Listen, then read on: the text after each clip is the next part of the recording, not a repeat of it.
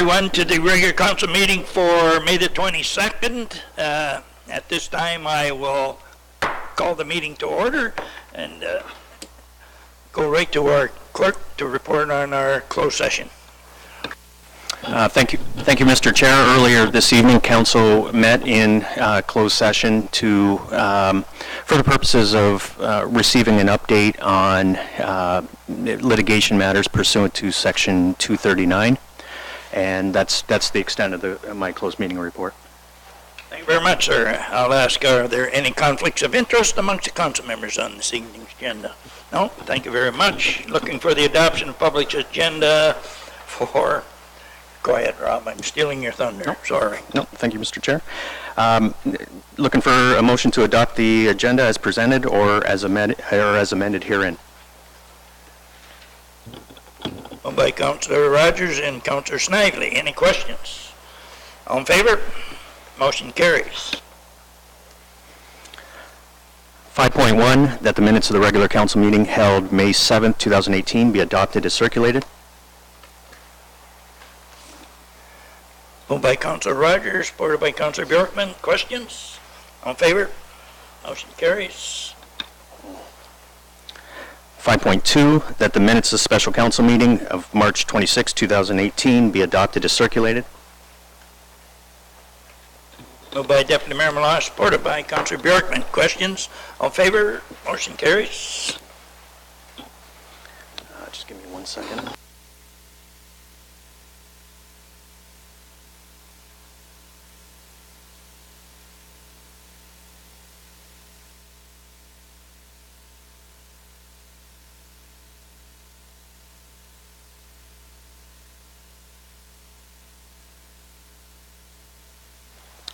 Thank you, Mr. Chair. 5.3, that the minutes of the special council meeting held February 26, 2018 be adopted as circulated. Moved by Councillor Rogers, supported by Councillor Bjorkman. Questions? All in favor? Carries. 5.4, the minutes of the special council meeting held December 18, 2017 be adopted as circulated. Moved by Councillor Snively, supported by Councillor Bondi. Any questions? All in favor? Carries. 5.5, that the minutes of Court of Revision held August 8, 2017 be adopted as circulated. Moved by Deputy Mayor Meloche, supported by Councillor Bjorkman. Questions? All in favor? Carries. 5.6, minutes of the consideration report meeting held July 4, 2017 be adopted as circulated. Moved by Councillor Bondi, supported by Deputy Mayor Meloche. Questions? All in favor? Motion carries. 5.7, minutes of the Court of Revision held June 19, 2017 be adopted as circulated. Moved by Councillor Bjorkman, supported by Deputy Mayor Meloche. Questions? All in favor? Carries. 5.8, that the February 21st, that the Court of Revision meeting minutes for May 1st, 2017 be adopted as circulated. Moved by Deputy Mayor Meloche, supported by Councillor Bondi. Any questions? All in favor? Carries. 5.9, that the minutes of the consideration report meeting of April 18, 2017 be adopted as circulated. Moved by the chair, supported by Councillor Bondi. Questions? All in favor? Carries. And 5.10, that the minutes of the Court of Revision held February 21st, 2017 be adopted as circulated. Moved by Councillor Rogers, supported by Councillor Bjorkman. Questions? All in favor? That carries. Mr. Mayor, under item 6 of tonight's agenda, under public presentations, we have a presentation to the Heritage Committee by Dr. Robert Nelson from the University of Windsor History Department, and he is here to present the Community Heritage Medal to the Heritage Committee this evening. Welcome, Mr. Nelson.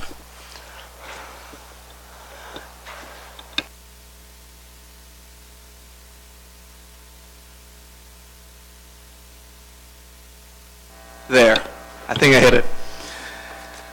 Right, it's an honor to be here. So my name is Rob Nelson. I'm the head of the history department at the University of Windsor, and I'm here to present an award.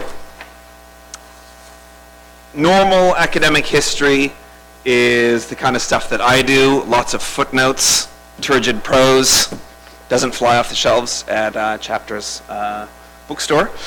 But there is a kind of history called public history, which is growing in importance within academic history departments.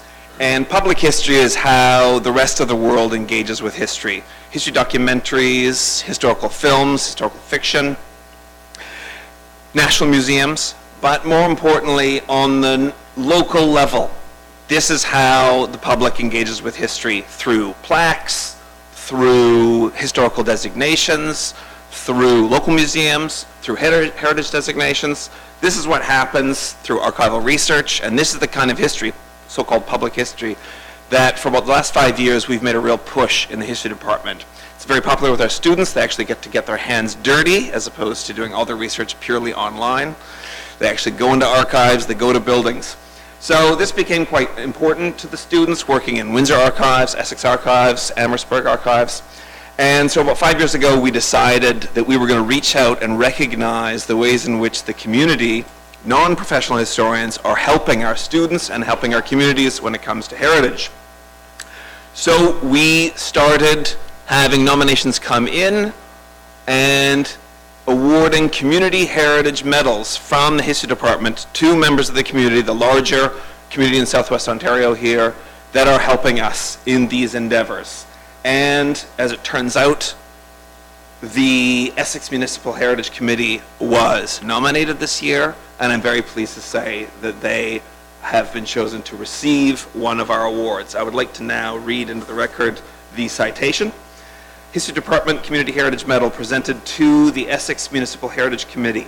The Essex Municipal Heritage Committee is the resource base for information and knowledge for council, administration, and the community on all matters heritage. The committee is focused on preserving the built heritage of the town of Essex and its unique history. Through heritage grants, a historical plaque program, historical building register, and community programming, the committee is dedicated to preserving local heritage and engaging the community with heritage-based initiatives. The Essex Municipal Heritage Committee is important and fundamental for the town of Essex, and its efforts are essential to preserving local heritage. And so I have the citation, and I even have a fancy medal that we've had made for you, which I would like to now present, I believe, to the Deputy Mayor as head of the Heritage Committee. Thank you, through your mayor. Before you come up, Dr. Nelson, I just got a few words I'd like to say here first. And first of all, welcome this evening. And on behalf of the Municipal Heritage Committee and Town Council, I'd like to thank you and your department for this honor. We're thrilled to be recognized for our efforts to protect and preserve our local history. The roots of our community's heritage run deep. We're home to one of the oldest European settlements in Canada, as well as some of the best heritage museums in the region. To date, the Heritage Committee has helped to register and protect dozens of properties with our Heritage Registry through the hard work of dedicated committee members, and we're very blessed with excellent staff and committee members. And our staff, it's safe to say that these amazing properties will be protected for generations to come. And of course, we can't forget about our other local heritage organizations we work so closely with to accomplish our goals. Just this past February, we recognized some outstanding heritage-minded citizens during our Heritage Week celebrations. On top of that, we welcomed a number of guest speakers to present on some of the amazing and historical spaces and places in our community. Next Thursday, we'll be celebrating local heritage with another event in McGregor, and we as council recognize that heritage is one of our best assets. It's a draw for both residents and visitors to get out and explore our community. It's also a reminder of those who came before us, those who helped make the town of Essex what it is today. With that said, we'd like to once again thank you, Dr. Nelson, and the University of Windsor's History Department for this honor. And at this point in time, I'd like you to come up and present and I'm going to try and get committee members that are here, if you could please come up as well. And Rita, of course.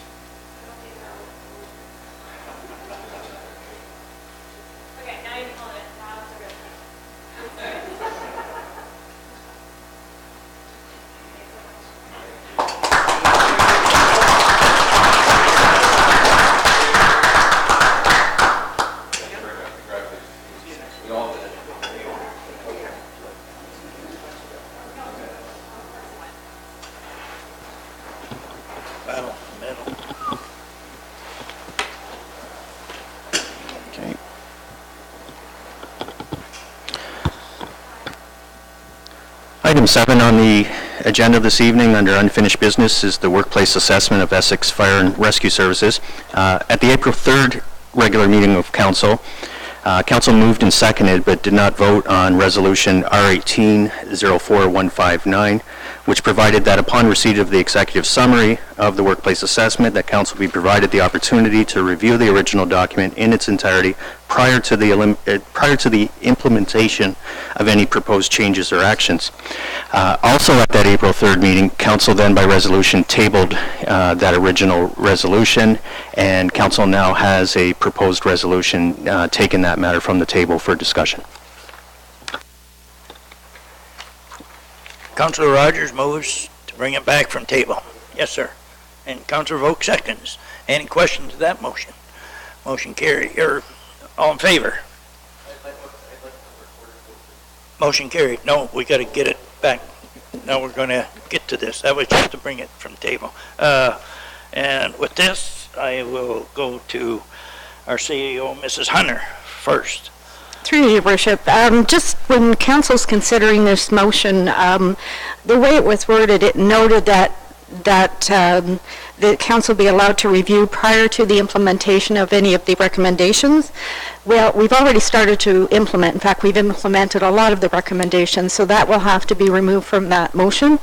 As well, there was a note that that those that would review the report would have to sign a confidentiality agreement, and I would also like to suggest that that would be done, the review would be done in my office, and that I will take all electronic devices.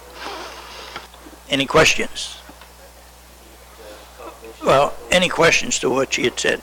I do have one. Looking at, sorry. Through the chair, I don't know if it was Councillor Rogers' wish to amend that accordingly. Okay. Councillor Rogers, I give you the floor. I would just agree with those changes to the motion that there have been parts of the recommendations implemented so far, and as far as where it's reviewed, and that's fine. He's okay with the amendment that Donna, I just think Councillor Vogt's okay on the front. Councillor Vogt? You're okay with that? Yeah. Okay.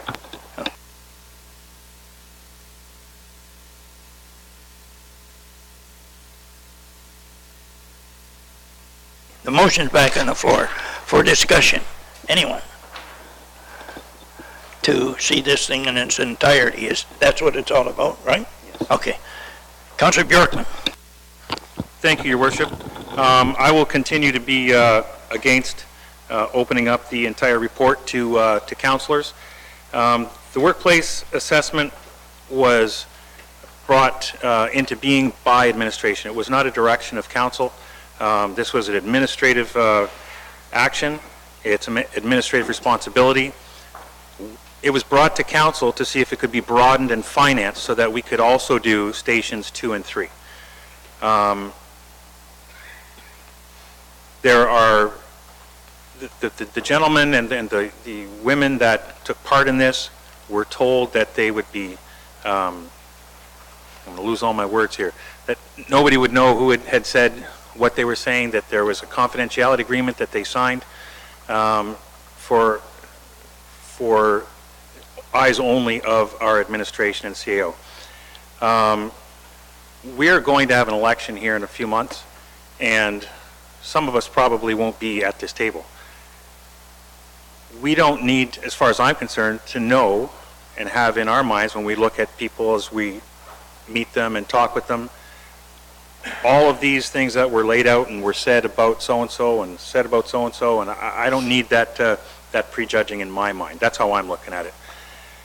The report was done. We were given an executive summary. We passed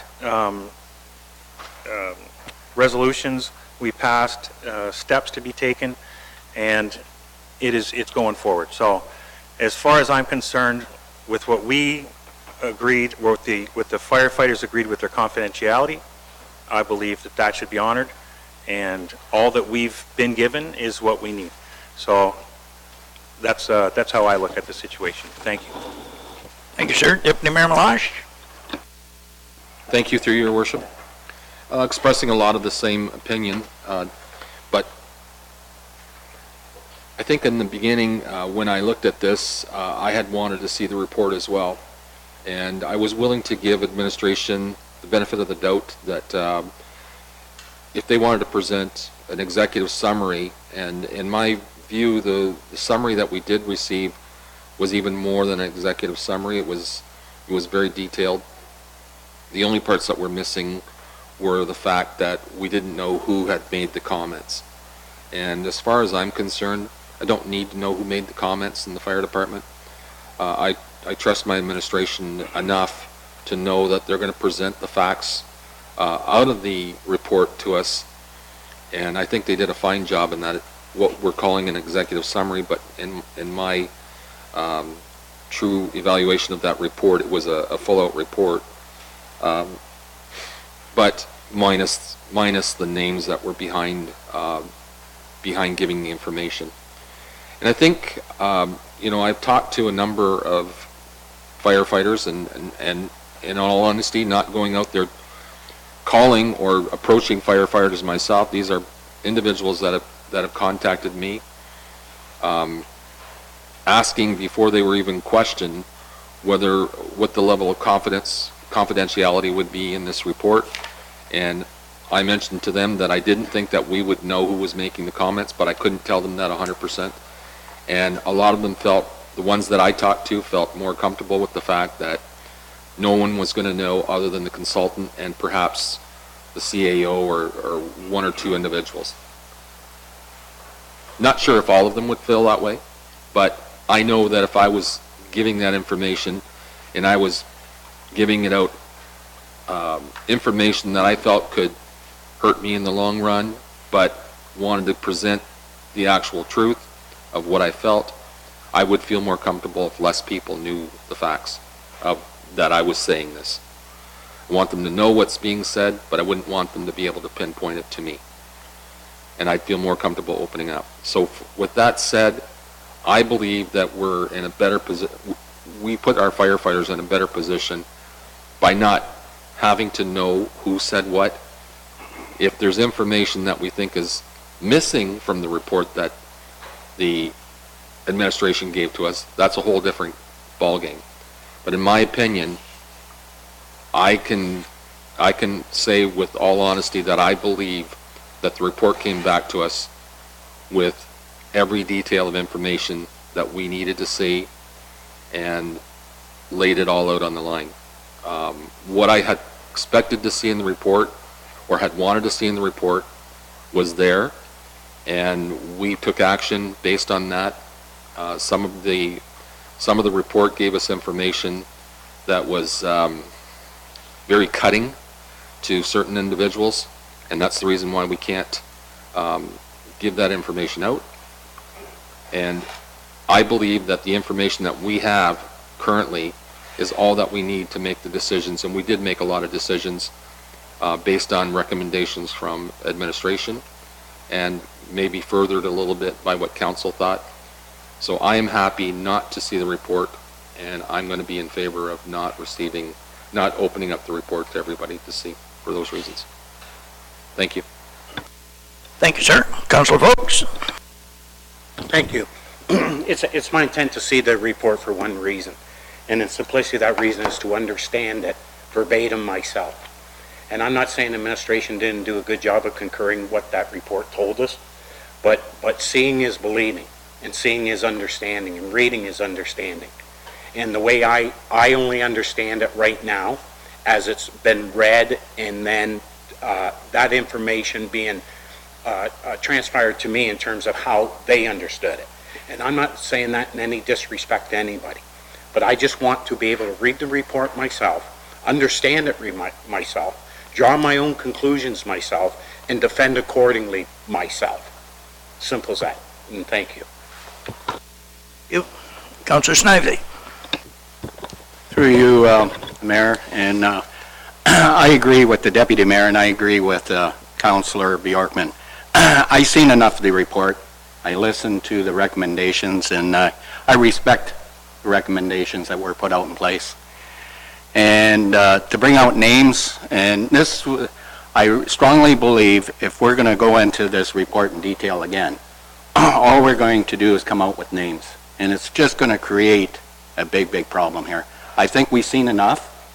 I think administration has done a good job to put things in place, and let's move on. Leave it at that. I think we knew there was internal problems there, and I strongly believe the internal problems are being taken care of in the right way. So I'm not interested in seeing any more of the report. Thank you. Councillor Bondy. Thank you, Mr. Mayor. So if anybody can count, it's a 4-3, so we're not going to see the report, and that's okay, but I think it's important, like each council member is stating their position. My position would be to have access to see the report if I intended to see the report. It's not, if Councillor Bjorkman wanted to see it, I don't want to stop him. If Councillor Vokes wanted to see it, I don't want to stop him. If Councillor Rogers wanted to see it, yada, yada, I don't want to stop anybody. So I would be voting to see the report. The vote is going to fail because we know how the votes go. But I think it's important that each council member have a position to say how they voted, and we'll leave it at that. But I do think administration did a good job. The only reason I would vote to see it is just to provide that other little lap of closure that I think we are going to get. But there is a little bit of lingering, I don't know, like closing the loop, I would say. I think it's going to come. I'm hopeful, I'm optimistic that we're going to see some positive changes in morale and with our, it can only get better from here, right? We've identified the issues. It's not our issues, it's operations, it's the department's issues to deal with. Council is abreast of the issues so that we know what's going on. I am happy with administration. I would have liked to close the loop myself, and therefore I would not censor any councillor member for closing their own loop. So that would be my position. I have Councillor Rogers. Thank you, Mr. Mayor. I want to thank you all for your opinions, and I respect them all. I do believe, though, that should any councillor on this council want to review this report, they should be allowed to without censorship from the rest of the council. I believe it is your right as a councillor to review it. I believe it may even be, in some people's eyes, your obligation to review this report as a council person.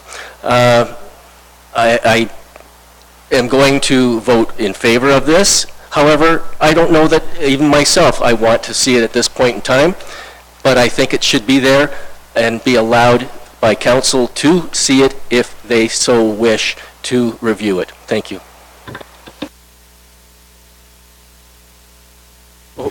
And sir, Mr. Mayor, I would like to have a recorded vote. Okay, as soon as I finish my 2 cents worth. Deputy Mayor Malash, just because I guess I'm going to try to convince people, so I'll get rid of the chair to you, sir.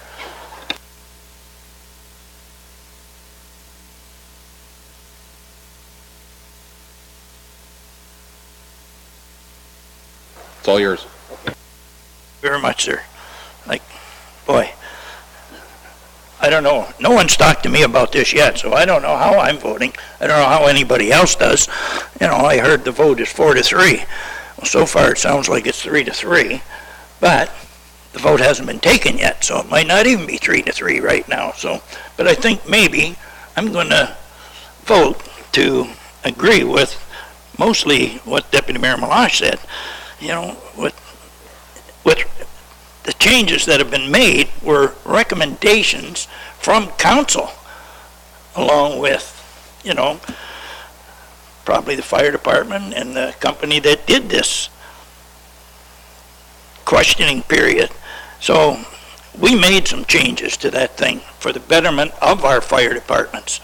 And I think what a job our CEO did, having to put herself through what we put her through to come to some kind of a preventative measure for this to carry on, and let's get on the right track and become the best fire department in the county. So I think I'm going to vote. So Councillor Bondy is right. So when you hear the vote, you'll know. Okay, thank you very much, sir. Thank you, Mr. Mayor. I'll pass the gavel back to you. Okay, with that, a recorded vote has been asked for by Councillor Rogers. Mr. Clerk? Thank you, Mr. Chair. The motion as amended and moved by Councillor Rogers, seconded by Councillor Vokes, that council be provided with the opportunity to review the Essex Fire and Rescue Services Workplace Assessment Executive Summary in its entirety, preceded by the signing of a confidentiality agreement and in the presence of the CAO. To that motion, Councillor Rogers, how do you vote? In favor. Councillor Snively? Opposed. Councillor Bondi? Support. Mayor McDermott? Opposed? Deputy Mayor Malash? Opposed? Councillor Vokes? Support. Councillor Bjorkman? Opposed? On the recorded vote, Councillor Rogers, support. Councillor Snively, opposed. Councillor Bondi, support. Mayor McDermott, opposed. Deputy Mayor Malash, opposed. Councillor Vokes, support. And Councillor Bjorkman, opposed. With a vote of 4 opposed and 3 in support, the motion is defeated.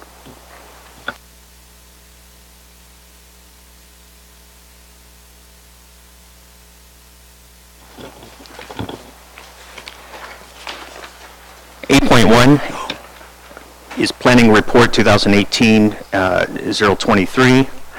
I believe our policy planner, Jeff Watson, is speaking to this report on behalf for council this evening. Mr. Watson, right into your mic, please. Pull her close to you. Thank you, Mr. Mayor.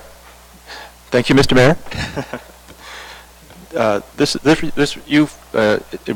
You will recall that council had a couple of discussions now on affordable housing and probably the lack thereof. You speak up. I'm not the only one that's having trouble hearing you. I heard a couple. As I said, is that a little bit better? Okay. Can you try the other one? Let's try the other one. It might be the mic. Try the other one, Jeff, please.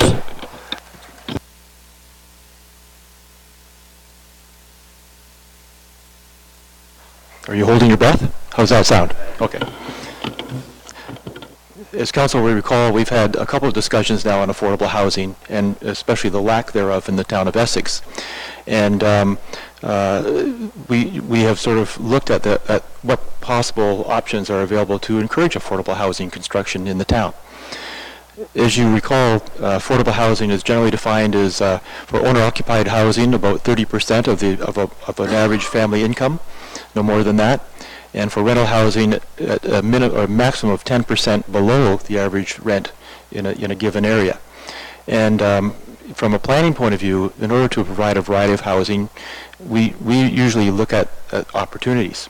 And on page 4, you'll see basically the 4 things that we've done as planning through council to encourage a variety of housing types.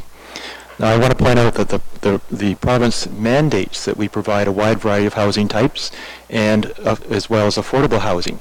And they want to see between 20 and 25% of all housing stock, new housing stock and old, as affordable. That's not an easy thing to do, especially when house prices are rising regularly, and it will continue to rise. But as I say, we've provided different opportunities to encourage a variety of housing, and hopefully some of that affordable. As you'll see, it's through pre-zoning lands to permit singles, semis, and townhomes. In other words, we don't have much in the way of single-family zoning anymore. It's all singles, semis, or towns. And that allows the builders to basically cater to the market. So as market needs and demands change, they can be flexible in terms of the types of housing they can build without a lot of bureaucratic impediments. We also zone sites where we can for multiple dwellings. We also do what the province has mandated, which is provide for second dwelling units in existing singles, semis, and townhomes, which is a requirement the province wanted in all zoning bylaws as of 2004. Again, that's to provide affordable housing. And in some municipalities, it's very widely adopted, but mostly in the GTA areas like that, where rental housing is scarce and high in price.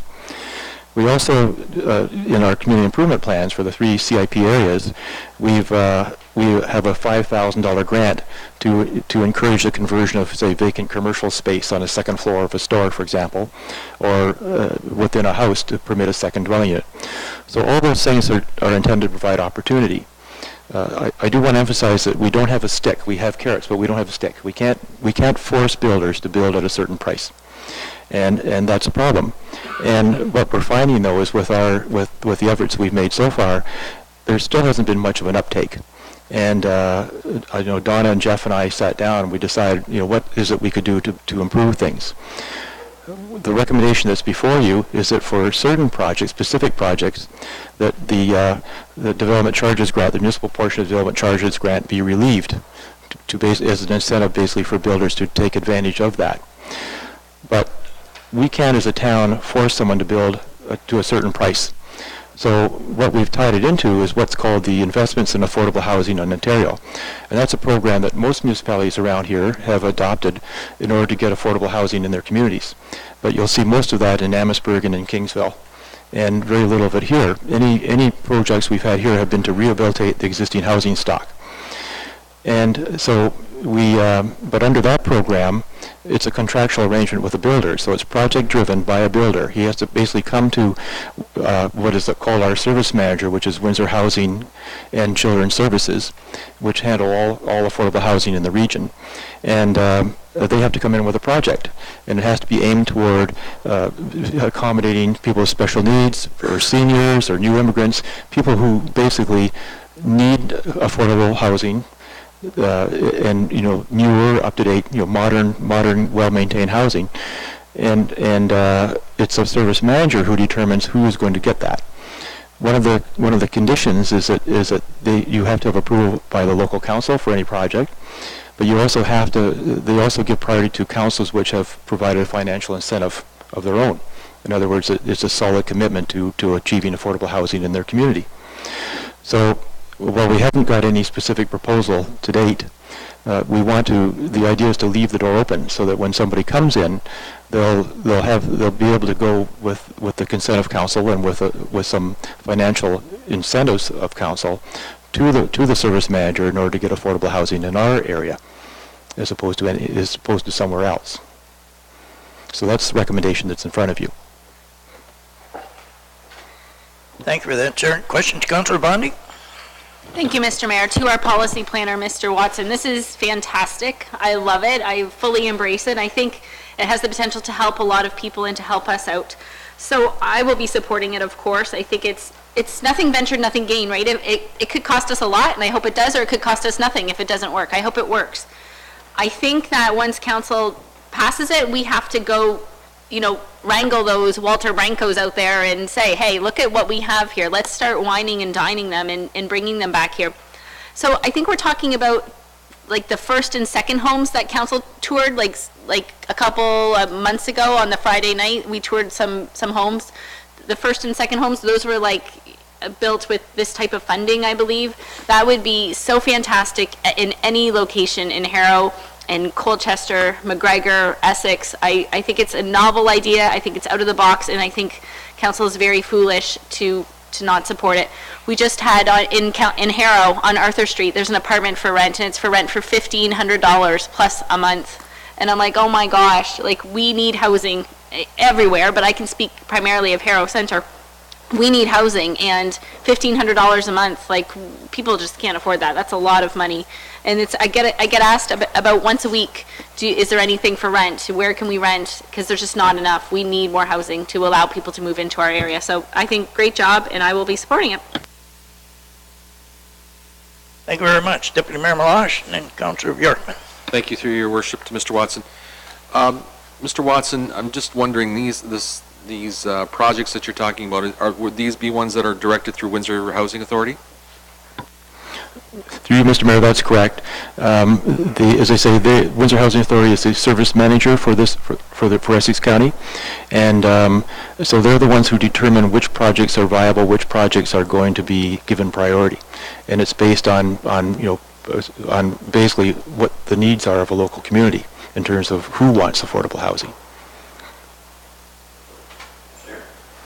So that was my understanding. So I'm the opposite position. I don't want to see, Windsor Housing Authority should be looking at where the need is for those type of housing units. And it's not just for the residents of Essex, it would be residents from other communities too that would be drawn to those housing units. They place them. there's a list at social services in the city of Windsor, and they determine based on closest housing space or how badly, maybe they're willing to relocate to get to where they want to be. But I disagree. I don't want to see the rest of our taxpayers in the town take on additional costs to allow residents from other communities to come in when these are already being subsidized by our taxes, by everybody's taxes. And I don't think it would be fair for Essex to pay more towards the subsidized housing than other communities that are going to benefit from the housing as well. So my position is that I don't think that we need it bad enough. I do like the housing projects that we've seen come up recently, but that's a whole different animal than what we're talking about here. This is Windsor Housing, and they should be fairly putting those units wherever they're needed. That's their mandate, to put it where it's needed. So by us lowering the cost, are we trying to tip the scales to put it where it's not necessarily needed? I would hope that they would put them here if they're needed here in Essex. Thank you. Sir. Councillor Berkman. Okay, thank you, Mr. Watson, for that presentation and very good food for thought. We all know that we are legislated to provide all these different types of housing. So based on what I'm hearing, the project that came forward to us from Noah Homes, would that project, being a builder-driven project, would that project fit the criteria here? And would that then be able to go out to anybody that's in Essex as he's building and say, we want to, I've got my grandmother needs a place that she's looking to move into. How do you get on that list? How do you become one of the people that is able to take that residence? Through you, Mr. Mayor, potentially that project could qualify. We haven't seen any cost figures for him. We know the ballpark figures that he's trying to work with, but he, as Deputy Mayor Malash said, is there a local demand or is there not? And there certainly is, especially for seniors accommodation. If you look at, for example, the Kimball Estates subdivision, the townhouses there are at least $350,000 and up. That's pretty high. And house prices are rising all the time. As far as the cost to the taxpayer, it is correct. This is a provincially funded program. Basically, through the investment in affordable housing, 90% of the cost is absorbed by the program itself, and 10% is paid for by the builder himself. But the builder has to maintain those houses for a 20-year period as part of that contract. So, and there are certain standards for maintenance and that sort of thing. So in other words, in some respects, and I think you saw from your tour, that these places are actually better maintained than a lot of the places that are just built cheaply and sold off as individual units, because there's an obligation of the property manager to maintain the property as one consistent development.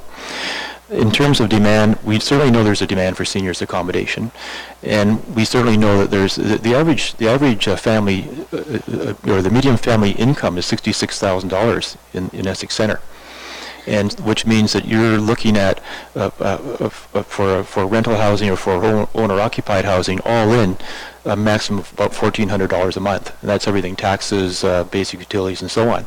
So as houses become more and more expensive, the window and the doors close much faster for people within that range. And as I think I mentioned at the last meeting, I told council that there were 5 houses in Essex Center under $275,000. Now there are 4. There's one in Harrow, there's one in McGregor, and there are 2 in Colchester, and that's it for all of the town of Essex. So there is a large pent-up demand. The question is, though, how do we provide the incentive for builders to build? Now, as Deputy Mayor Meloche said, the housing, priorities are determined basically on the statistics that the Windsor housing has on who needs affordable housing and where they physically located within the county, and they determine the priority, not the builder. So all the builder can do is offer a package to them, and they decide if they're going to take advantage of it or not. Further. So further to that, I guess, there's my concern. I have the same concern that Deputy Mayor Meloche is having. If we have a project that goes up in Harrow, and we've got people in Colchester South and Harrow, and this isn't just seniors that are looking for it, this is young people that are looking for somewhere to live. These are our employees that need housing, that are looking for someplace.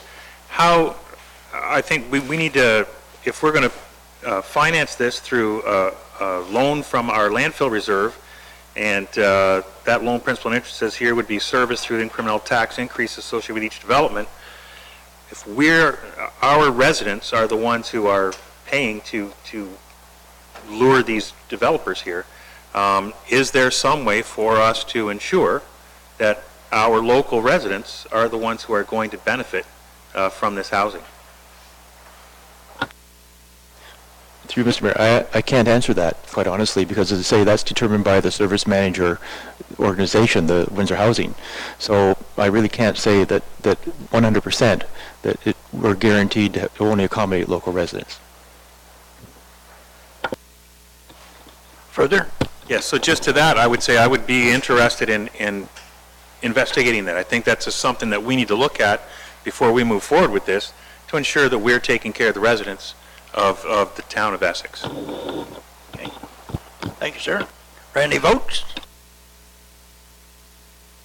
Councillor Snively. Through you, Mayor. To Jeff. At the present time, we are working with developers in both ends, in the south end and the north end. And tell me if I'm wrong, but one developer in the south end is looking at affordable homes. Am I correct by saying that? I mean, we're looking at affordable homes, we're looking at 250, 260. And the one developer I'm talking about, and you know him, and I think that's the type of home he wants to build, isn't it? 250 to 260, and I think there's about 60 units going in there. Through Mr. Mayor, that's correct. There's a potential project in Harrow. Right. Now, another development in Harrow is right there on Walker Road by Colio. My understanding is the housing costs there, the pricing is going to start from 270 and up. 270, 350 to 400. I mean, first phase is 43 homes there, and I got to agree with the deputy mayor. We got to look.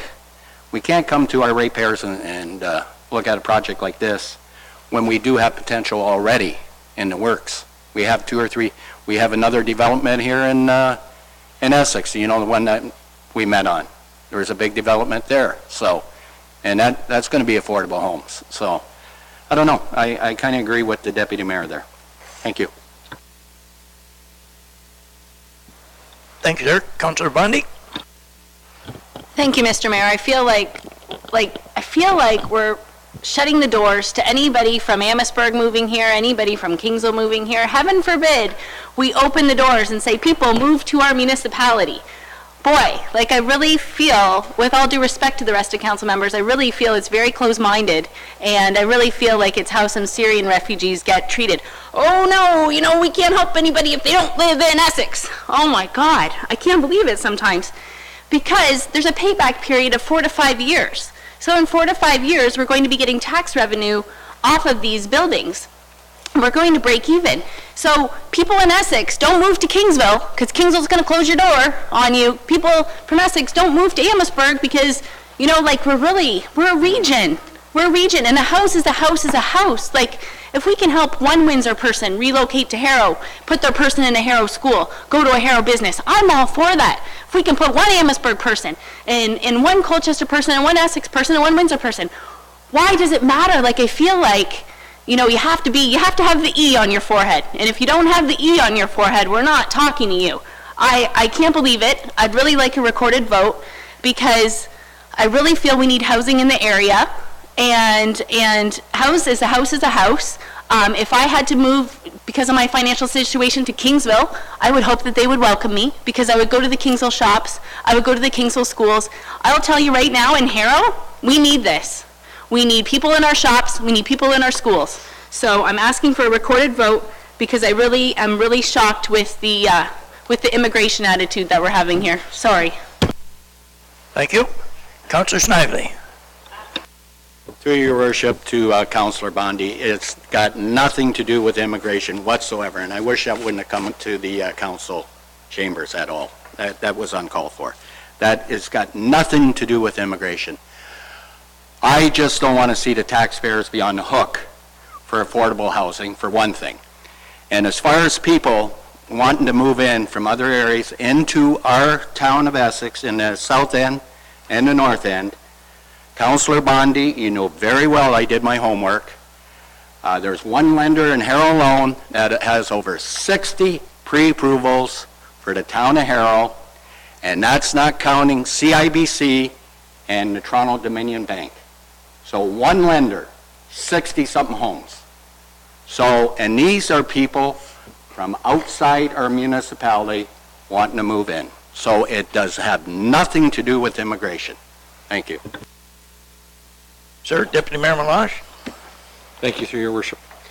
And it's not the idea that I want people to move into town. Obviously, I'm not saying that I don't want people to move into town.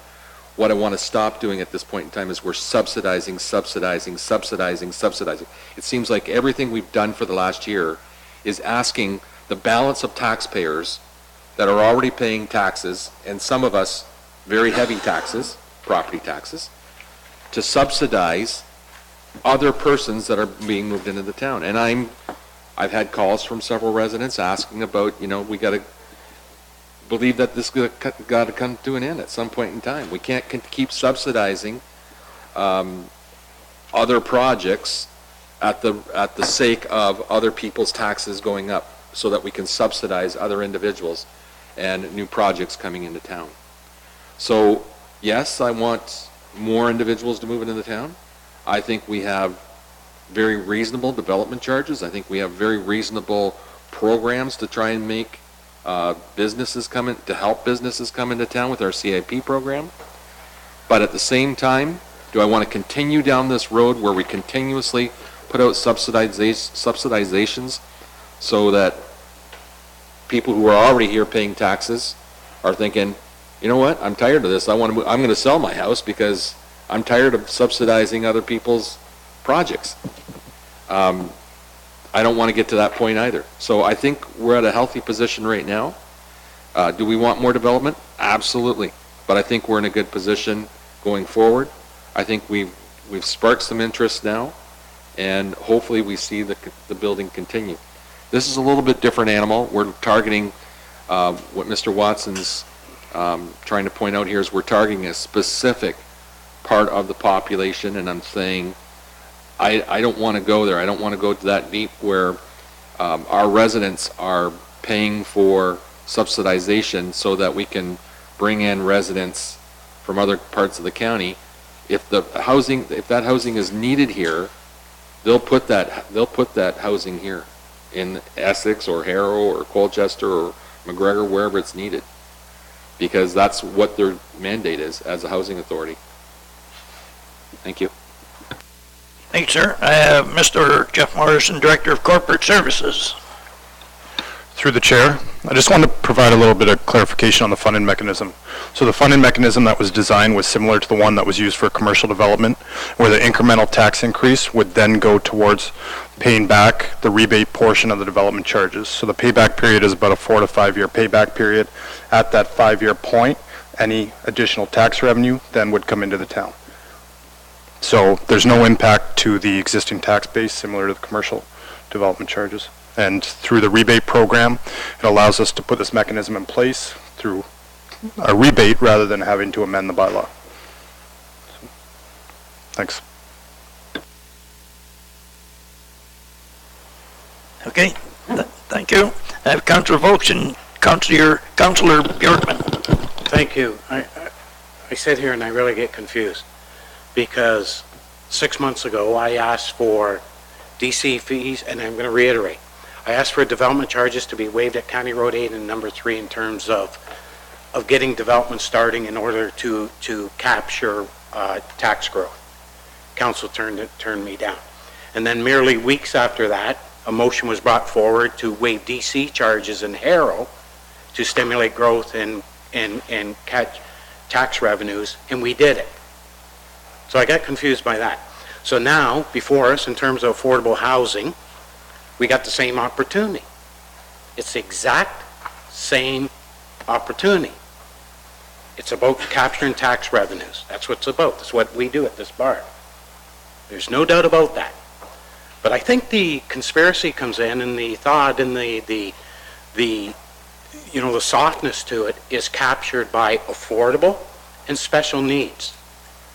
Because the truth is, if it was lawyers and doctors moving in there and not called affordable, man, let me tell you, the fireworks would be going up right now and everybody, hallelujah. You're right on, Cherry. Hallelujah. But what we're doing is we're running scared and we're running political. A couple people up in the audience think going to run for political positions or waiting to see what we're going to do. And we're running scared because it says affordable housing and it says special needs. To me, we got regulations and we got controls in terms of how to control that. It's what we do. So my question to council is, what is the reason for turning it down? Because the affordable housing gives us tax revenues. So my question again is, I'd like to hear from the councilors who are turning it down, what's your reason for turning it down? Because at the end of the day, reiterating what Councillor Bondi has said, it's a cash cow for us. And by the way, what's wrong with rolling the carpet out a little bit for those who have special needs? Because we're not all good graced with health. And we're not all good graced with good income. But there could be residents good graced with good living conditions as a result of a new development being put up. And we need to be a little more transparent. We need to be a little more candid. And we need to be a little more open. Don't be afraid of the affordable and the special. There's good people in there. Just because you didn't get a good break in life doesn't mean you should be judged. We're judging people. And if anybody wants to go to your microphone, turn on and go, Councillor Vokes, we're not judging. We're judging. We're judging. So turn your mic on and tell me you're wrong. We're not judging. We're judging. I wish that word affordable wasn't there. Because it comes with a stigma that we're all buying into. I'm not buying into it. Some are buying into it. So I'll support the special needs first for those of the undermined, and then certainly for the affordable, also undermined in terms of financial opportunities that we share, they don't. And by the way, just for the record, we're all responsible for the lost tax revenue. And you're elected to stand up to those who challenge you and say, why are you doing that? Here's why I'm doing it.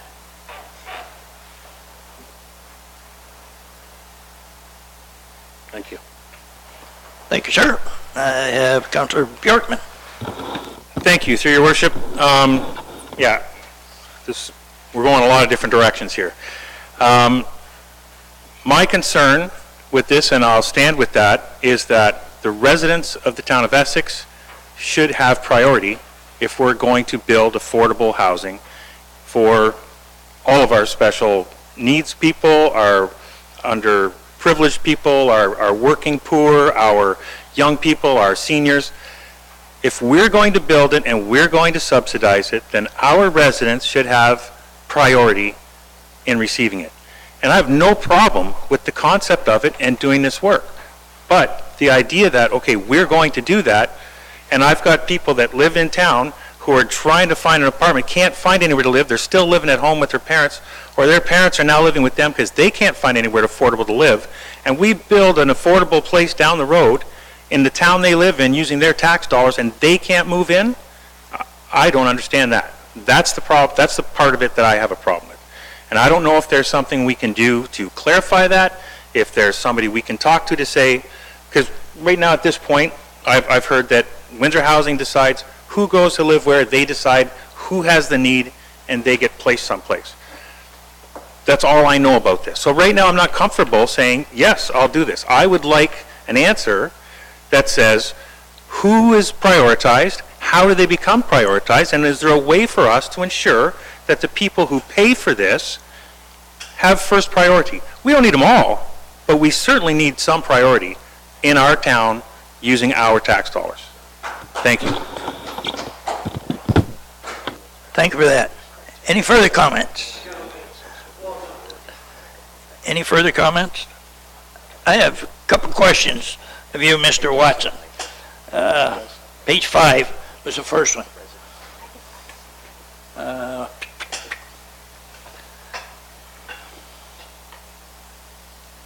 It says, without its own housing company, Essex must depend. Who has does Kingsville and Amherstburg have their own housing company? Like, what is that? I'm not aware. Through you, Mr. Mayor, basically all the county municipalities except Windsor are under the Windsor Housing and Children's Services. So they're the service manager who determine who gets allocation and under what circumstances. So that's correct. We are basically under them. We don't have our own housing authority. Do you have a reason why, or can we? I think historically it's because from an administrative point of view, bigger is better because they have the wherewithal to keep tabs on different projects and different local concerns. I can investigate with them though to see if there is any way in which priority can be given to local residents before anyone else. I'm in communication with them, but I haven't asked that specific question, so I could still raise that with them. Okay, thank you. With regards to the questions we have with Windsor Housing, I sit on that board, and pretty well what has been said here is it.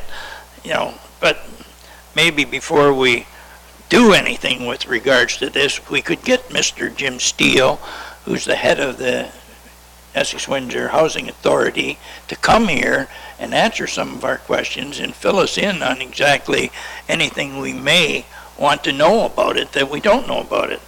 But that's a thought. We could do that. And like just the last two little paragraphs here, I'll read the last one first. The Town of Essex official plan and provincial and mandates require that a variety of housing, including affordable and special needs housing, be made available within each community. Do we have enough of that, and what is enough? In the town's words. Would you have that answer? Well, currently we have nothing because what we have is basically, we do have subsidized housing, but it's fully occupied, and we haven't had a housing project of that type for 2 decades. So we are in need of affordable housing and new style housing that meets modern needs and modern efficiencies and that sort of thing. And I agree with that statement. And the other one was the link to strategic priorities. Town of Essex official plan and provincial, I read that higher up. The 100% rebate of the municipal portion of residential development charges for affordable housing would be funded through the new tax revenue or incremental property tax revenue from each applicable development with no impact on the existing tax base. What's that in common language? That's for Mr. Morrison to respond to. He did outline that briefly. Okay, Mr. Morrison, please. Through the chair. So the existing tax base would be, say, year 1, which is today. So if we rebated the affordable housing over the next payback period of 4 to 5 years, there'd be no impact to the year 1 tax base in the next 4 to 5 years. And then come year 6, we'll start collecting new tax revenue.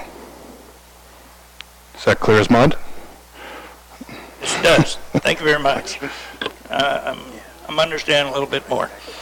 Anyone else? Okay, Councilor Rogers. Yeah, I'm just going to throw my 2 cents worth in. We've had discussion here tonight about a number of developers wanting to come in and building houses that are, let's not just say affordable, let's just say cost-effective for a lot of people. And we also have this. Why can't we have both? Thank you, sir. I have our CEO, Mrs. Hunter. Through your worship, I guess not knowing where the vote's going on this entirely, I really would like, and I don't think admin is prepared to let this die, because we feel very strongly, or we would not have brought a report forward to council on this. I think our feeling is not everybody can afford a $300,000, $400,000, $500,000 home, and if there is a thought that there isn't a need in Essex, I think that's a thought that is bounded on no statistics, because there are people looking for homes and they're not ending up in Essex because there is nothing in Essex that is affordable. And so before you let this die, rather than let it die, I would really hope that council would allow us to bring the Housing Authority here to present to council and give some background information, because I think we as a group feel very, very strong about this. Mr. Mayor, motion to table it until the housing group can come back? Okay. I was going to suggest something, but that's okay. All in favor? Motion carries. Thank you very much for that, Councillor Bondi.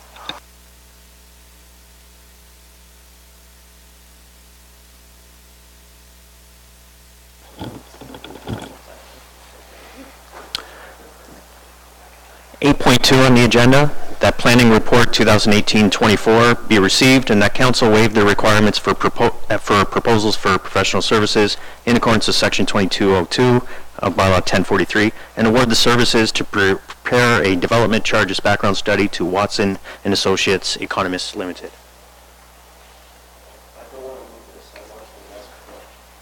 Okay. Okay. Moved by Councillor Bjorkman, supported by Deputy Mayor Malage. Councillor Rogers. We continue to talk about development fees and waiving them, and we've reduced them, and this has to be done every 5 years, which doesn't come up till, I think it's September 2019. And if that's the case, why are we even going to look at this tonight? Why don't we wait for the new council to come in here and have it move forward at that time? Anyone have an answer to his question? Mr. Morrison. Through the chair, there's additional requirements related to asset management now that fall under the development charge background study. We're seeing other municipalities in the county that are taking different routes as it pertains to development charges. So in order to kind of get ahead of it, we're looking to prepare and get prepared for 2019, so we can initiate and begin the process now in order to get ready and have those strategic meetings early 2019, because it used to be about a 6-month process, but now with the additional requirements, the consultant had identified that it's closer to 7 to 9 months. So we'd like to get in a position where we're prepared leading up to 2019. Thanks. Okay. Anything further to the motion? And Councillor Rogers, that wasn't a question to the motion. I should have allowed that before I allowed the motion. And so you get another crack if you want to ask a question. Okay? To the motion, any questions? All in favor of the motion? Opposed? 8.3, that planning report 2018-25 be received and that bylaw 1708 be read a first and a second time and be provisionally adopted this evening. Yes, sir. Moved by Councillor Snively, supported by Councillor Bondi. And questions? Councillor Snively. Thank you, Your Worship. This is a question to Chris. Our sewage capacity, I know I've sat down before with this issue out there at Levergood Lane. We put in that sewage, the new line there, how long ago? Was that 15, 16 years that that line went in? In that area there. Do we know what the capacity is for our lagoon system out there? Mr. Nepsey? You can answer that? Okay. Through your worship. Well, the capacity and the design capacity, I think they're two separate issues here. The Colchester Lagoon system, although right now is not at capacity in terms of what it's being used for, there's nothing in the records that indicate this area was destined or designed to be incorporated into the overall capacity of the treatment plant. And that's the issue we're at. although there's plenty of room in the system now because development is not fully blown up in Colchester, the fear on my end is that if we come down to a point in the future where things continue to develop with the plots and parcels of lands that were actually designed to be in the system, we may come to a point where we go, ugh, we don't have any capacity left because of letting in developments that are on the outskirts that we felt at the time were okay to put in there. So that being said, as we continue down this road of looking at our systems, both sanitary and storm, we're moving to Harrow. We're doing Harrow this year. I'm looking to move to Colchester and McGregor the next years to ensure we know and do an updated plan and a flow stabilization and modeling of what we have there. So I know I'm convoluting your question, but it's not an easy answer. There is capacity in the system.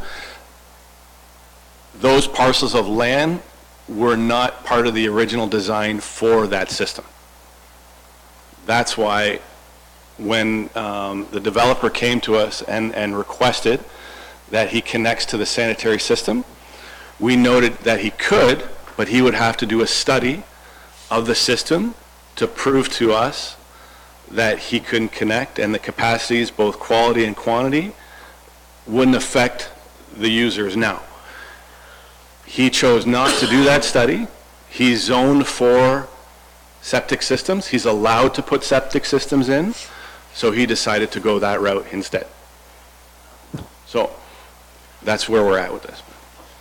Further to that, to Chris, it's to me it's very disappointing, okay, because I strongly believe that from Colchester out to the town line, south side of County Road 50, it's residential all the way along there. And I strongly believe that the area that's really going to take off is that area. And you're saying how long is it going to be before we do that study out there? Well, through your worship, I'm looking at doing it next year, that study. And that's not to say that all the residential development that's out there is not originally designed in the system. The lots that are on 50, a lot of those lots were incorporated in the original design of the sanitary sewage lagoons. Okay, so they're included in there now, the lots. That's what you're saying? No, that's not what I'm saying.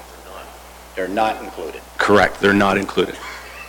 What I'm saying is there are residential areas that are zoned west that are included. Okay. These ones are not. And for us to take a chance, I mean, for me, as your engineer here, to say, should be okay, I can't do that, right? So my answer to you is it wasn't designed. So in order for me to feel comfortable, we would force them to do that study. They don't want to do that study. They're legally allowed to put in septics. That's the developer's choice at this point. Okay, thank you. I'm still a little disappointed, not with you, but I'm disappointed that we put this system in and we don't know what the capacity is to handle that. And that's well, it's true because through your worship, that statement as far as we don't know what the capacity, we do know what the capacity is. These lots are not designed to be in this system. The engineer of design who designed that system is telling us there's no record anywhere that says these lots in particular are designed in the original design of this sewage system. So we do know the capacity. We know we have lots of capacity right now, but we also know these lots weren't in that original design. Thank you. I have Councillor Bondi and then Councillor Rogers. Thank you, Mr. Mayor. Through you to our Director of Infrastructure, Mr. Nepsey. Because they're not designed to be included, does that mean going forward we won't force them to be included? Like, I wouldn't want to push them to be included once we do the study and say, hey, you have capacity. I know you have a septic system, but we're forcing everybody. That would be my one worry. Mr. Nepsey. Through your worship, no, we wouldn't force them. what we've done for areas where, Erie Road, for example, where we forced the sewer there, we've also noted that, okay, the sewer's there, there's capacity, you have a septic system right now that's functioning, on the east side in particular, that's fine. When it fails, and you have to replace it at that point, then you would have to connect. But we're not going to force you to do it now. Thank you. Councilor Rogers. Thank you, Mr. Mayor. Question to Chris, through you. The original plan for the sewer system included lots that were already identified as buildable infilling lots, sort of, at that point. Were there other areas that are larger tracts of land that were maybe included? And if these people are allowed to put septic systems in an area that sewer is stone's throw away, are there other areas along that route between Colchester and the end of our at County Road 41 that would be allowed to also put in septic systems that are within the sewer designated area? Mr. Nepsey? Well, through your worship, if they're in the designated area for the sewers, no. But if they are not, then there's potential that there is. I don't know the details of all the roads out there, but I'm sure there are scenarios where there are some potentially zoned residential areas that aren't incorporated in the design of this sanitary system. But again, the hope is next year that we budget for this and we do this and we have a better definition of exactly where we're at in terms of capacity and where that reach can go. Thank you. Anything further? Okay, where are we at this one? Oh, we have a motion. Okay. Wow, you're right. Anything further? All in favor of the motion? Motion carries. 8.4, that Community Services Report 2018-17 be received, and that Council proclaim June as Recreation and Parks Month in the town of Essex and adopt the proclamation noted therein. Moved by Deputy Mayor Malash and Councilor Rogers supports. Questions? Councilor Bondi. Thank you, Mr. Mayor. So just in talking with our Director of Community Services, our part-time program planner is coming, joining the team shortly, and in the fall guide, we should see more Harrow and Colchester programs, and hopefully we'll kickstart it and keep doing the great job we're doing down there and get more sustainable programs in the area. I really appreciate the effort that Jason did this last fall, and I'm excited to bring on that part-time position and see what kind of fun we can have with them. Anything further? All in favor? Motion carries. 8.5, that Community Services Report 2018-18 be received and that Council award the request for tender roof replacement restoration for the Essex Library and Essex Community Center to Gillette Roofing, Inc. in the amount of $104,181.88, including applicable taxes. Moved by Councilor Bjorkman, supported by Councilor Bondi. Any questions? Councilor Rogers. Yes, I'm just a little concerned with the fact that this building is approximately 12 years old? Something like that? And why does it need a new roof already? No? Mr. Sweet. We're talking McGregor, right? Oh, no, okay, sorry, I thought this was the McGregor, sorry.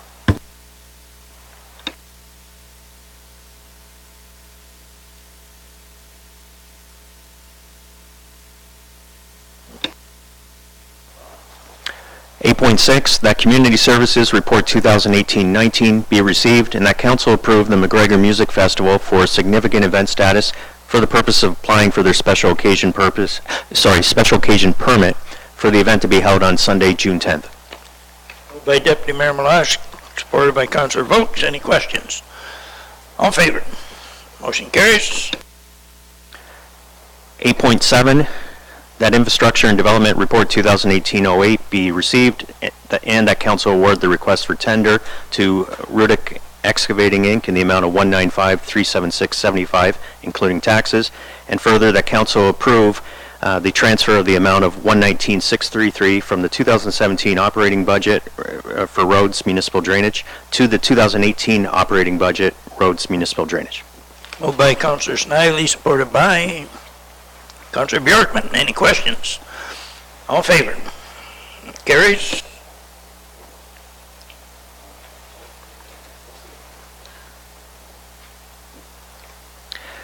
Item 9, both our youth members send their regrets this evening in the pursuit of higher education.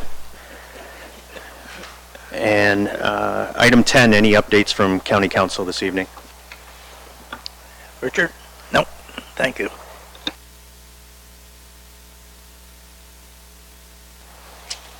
.1 on the agenda, correspondence to be received, that the correspondence listed in agenda item 11.1 be received and where indicated to further share such information with the community. Moved by Councillor Bjorkman, supported by Deputy Mayor Meloche, that to receive all the correspondence at once. And, okay, and with that, is there any discussion on any one of the items? Councillor Bondi, and then Councillor Vokes. Thank you, Mr. Mayor. Just when we're done receiving all of the correspondence from the user pay child care and the letters offering the schools to municipalities, I'd love to see how many we got in the next couple months, just to kind of see out of the, I think it's 444 municipalities, what kind of response we're getting. Really curious. Been fielding a lot of complaints about the high school long grass and the junior school, the abandoned schools in my ward, so it's kind of, I wish that we did get the schools for $1 way back when, because I know we would have flipped them or taken care of them, and my phone wouldn't be buzzing and Facebook wouldn't be lighting up about long grass. So hindsight is 20/20, I guess, and who knows if that'll ever go through. Just another comment. I don't know if there's anything else we can do about this highway number 3, and you can see that they're planning to repave it in this, I don't know, 2017 to 2021 window. I went to Greenview Aviaries yesterday with my family. We took number 3 on the way there, and I was like, we're taking the 401 on the way home, because number 3, it was just, people were going slow, there was a lot of RVs, roads are backed up, Rick wanted to get there, so it was just, I was like, do you know what road you're driving on? Can you please slow down? He's like, that's it, we're taking the 401 on the way back, because it's safer. So, I don't know, we need to do something else. It just doesn't even make sense for them to pave it when it's crazy and narrow, and it feels incredibly unsafe when you're on it. Thank you. Thank you. Councillor Vokes. Thank you. I'd like council to turn to 11.1.52 in the correspondence from the Ministry of Transportation, Neil Zohorsky's office. And if you go down, and I can't believe they're taking pride in this as a provincial government in terms of traffic and assessment of highways in terms of death. It says the overall collision rate for Highway 3 remains below the provincial average. So they're talking about that like they're proud of that almost, or it's a highlight of their presentation. Dozens of people have died on number 3 highway. So that tells me, and I want this message to go to them, that the work they're doing in terms of control and safety in provincial highways is failing drastically, because there's people being killed every day on that number 3 bypass. And to the announcement in Pleasure that says it's below the average tells me you're failing the taxpayers in the province of Ontario even more. So there's so much grief out there in other communities that we're not even aware of. If they want to highlight that as a rebuttal or a position to their reasoning for delaying the widening to as late as 2021.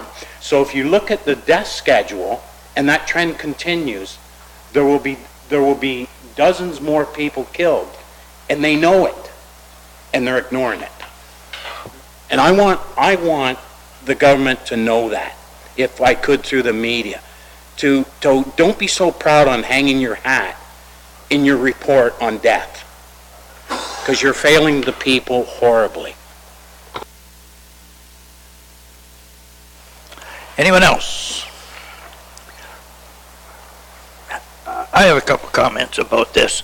Like this letter was sent to my office because I had sent them a letter, and I can't agree with what they're not doing. I guess that's the word, what they're not doing. And I will say, at our last county council meeting last Wednesday night, we got the letter to the warden, who passed it on to all us mayors and deputy mayors with regards to the letter from Minister McGarry. Now, having talked to her and read this letter to the warden after, it's hard to believe this can really happen. So I did bring that up. I brought it up Wednesday night, and I said, we cannot let this go. It was thought maybe we should wait until the elections are over. And I got support from Mayor Tecumseh, Gary McNamara, that no, now's the time to go after these three leaders in particular. Who's going to do something down here for us people in southwestern Ontario? Like Councillor Vokes is saying, how people, they're not getting killed every day, but there's people getting killed out there. And I talked to the Liberal candidate, came to my house last night, and I talked to her because she is part of this government in Toronto, and she's telling me things that Minister McGarry has told her, which is just the opposite of what she told the warden and I face to face down there. It's unbelievable. And I'm 3/4 Liberal, and I had it out with Mrs. Festerica, who was with her daughter who's running, and another young lady from one of the minister's offices in Toronto. They couldn't believe what I was telling them. And I sent this copy of 2 emails to her last night because I fell asleep watching television at 11:15. Here, what I told you, here it is, black and white. So when you go back to Minister McGarry and talk to her, show her. That lady told me they've got the money. It said in the letter that I received, we have to buy property. We still got to, the property's already purchased, according to this candidate who's running for the Liberals in our area. They don't have to buy the property. They got the money. And according to Minister McGarry, it's going to happen right away in the next 3 years, or 21, or 22. Wow, I says, you take that back to her and get back to me and let me know what she said to you face to face after you show her this stuff. So, Councillor Vokes wants to keep going. We're going. They're supposed to be, the recommendation was administration get after those 3 leaders and find out who's going to take this on as a project. You want votes? The only way to get them is to give us something, So that's my more than 2 cents worth. So anyways, any other comments? Okay, need a motion to receive? No, we've received it. Oh, we got it already? Oh. Okay, all in favor of the motion? There weren't any others that anyone wanted to speak on then? That's what I meant is, are there any other ones that anyone wants to speak on? Yeah, we had a motion, it's just, we started, okay, thanks. All right.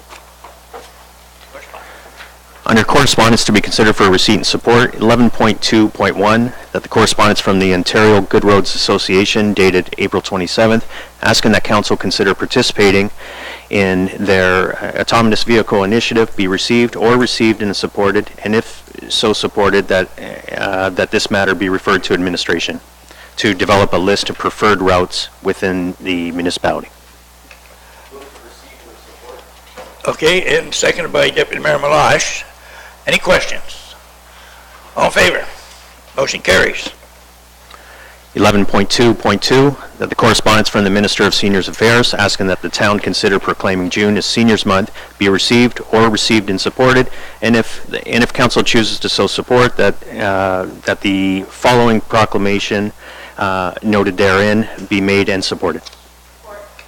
Moved by Councilor Bonnie, supported by Councilor Rogers. Any questions? All in favor? Motion carries.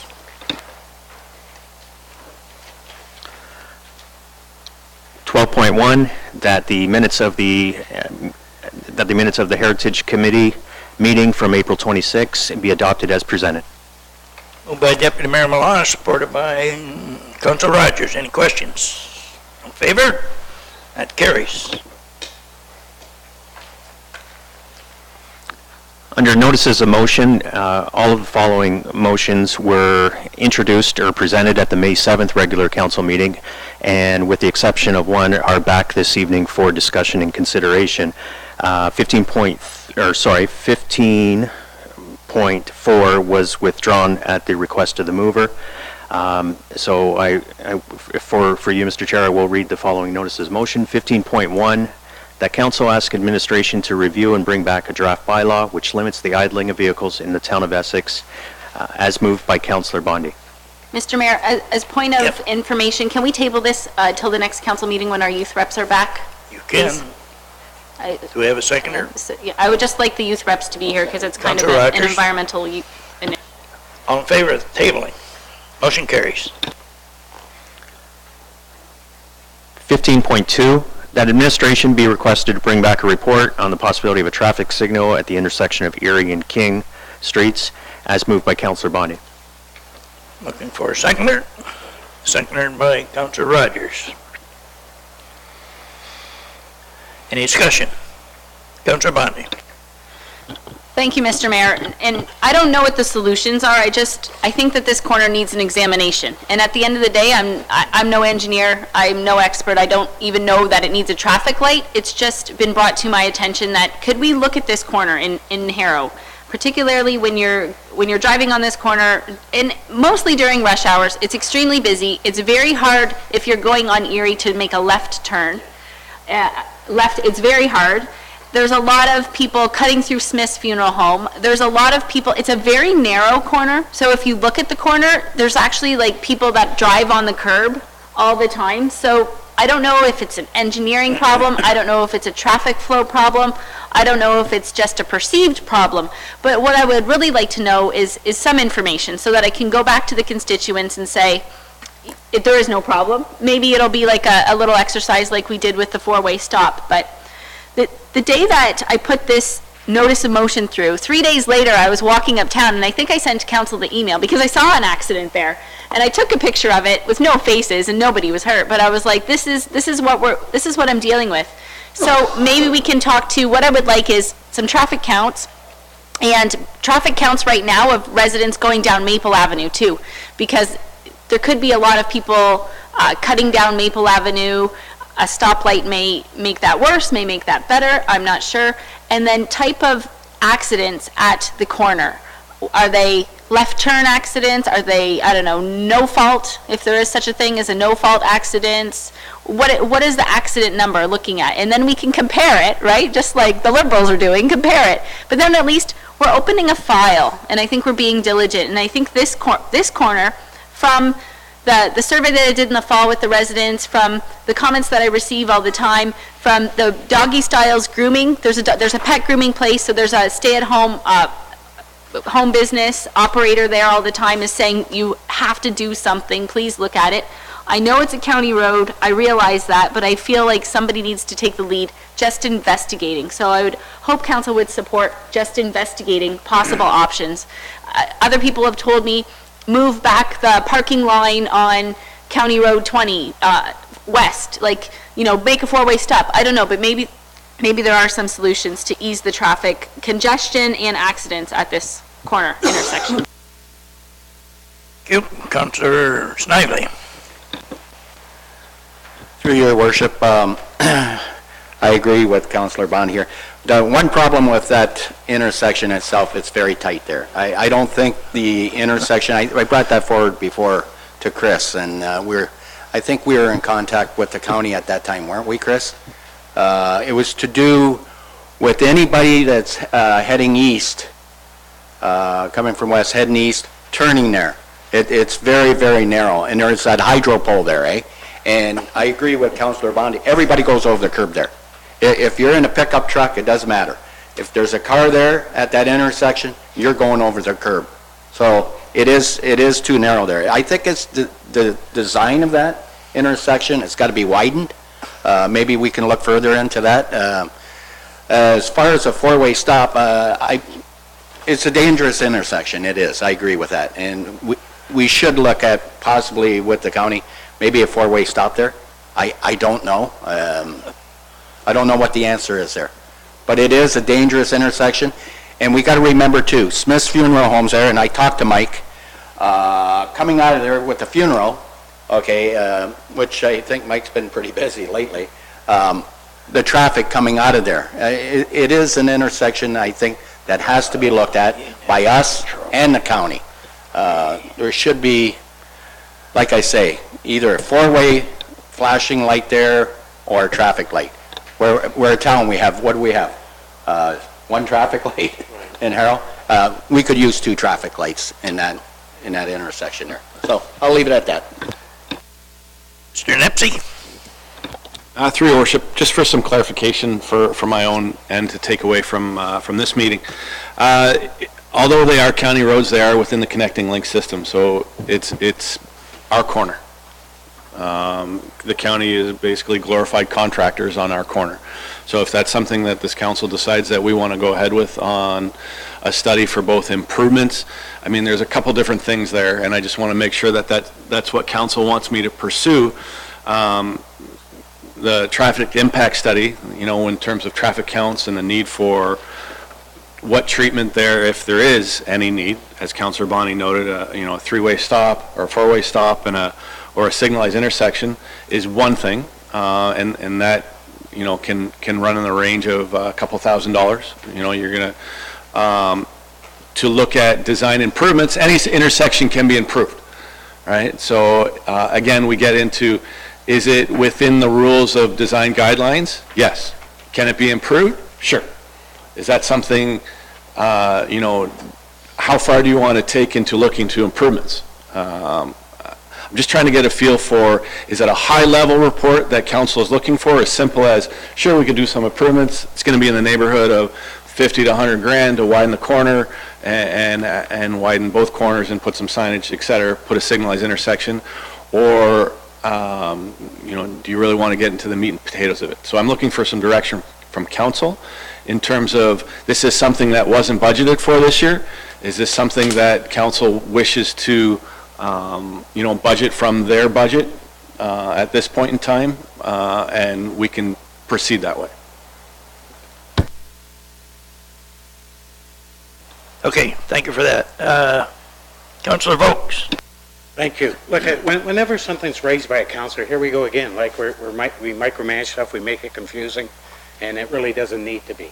When a councillor such as Councillor Bondi's brought forth tonight, a concern about an intersection, whether it's her, whether it's Richard or Steve or whoever, we should be referring to what I say is what I call the 3 C's, which is complaints, counts, and collisions. And it doesn't have to be a $100,000 report. It doesn't have to be financially burdened. It has to be in structure so it gives administration and council quick detail as to that particular intersection. And again, reflecting back on the 3 C's, if there's a host of complaints from residents who live in that environment, if the traffic counts are rather significant, and then in correspondence with that is collisions, then that should trigger us to really say, do something. But if the complaints are minimal and the collisions aren't on record with the police and the counts are really minimal, then we've done our diligence. But I agree with Councillor Bondi. We should look at something in terms of doing that, using the 3 C's, if you will, as guidance, gather that information, and then let that determine to us as a council whether we move forward from there. If there's several collisions, if the counts are high, and there's lots of complaints, then we need to deal with that. Thank you. If I just may, with what Councillor Vokes is asking, Mr. Nipsey, is that a $2,000 project? Just, you know, you go to the police, how many accidents you got, you think this, you know, like, whatever. Is that? Well, through your worship, I mean, the original notice of motion was relatively straightforward in my mind, and then tonight it expanded as things they tend to do, and that's why I was looking for some clarification, right? In terms of gathering accident, that's an email. That's no issues. I can get that for you. I'll send the email out tonight and to the OPP, and whatever records we have, and we'll wait and hear back. So that's not an issue. In terms of traffic counts, that's something that in turning counts and whatnot, yeah, we would hire somebody to do that for us in terms of getting those turning counts and traffic counts. So, you know, that you're taking somebody for the day coming from wherever, so you're spending hundreds of dollars for that. In terms of now moving forward into design alternatives, that's where you get into on high level, you know, we're going to pay some traffic engineer to do a couple $1,000s worth of whatever. So if we want to simply start with the counts, and if it's deemed needed as a signalized intersection, which was the original notice of motion, absolutely, I can start, and we can start tomorrow with that. I have Councilor Rogers.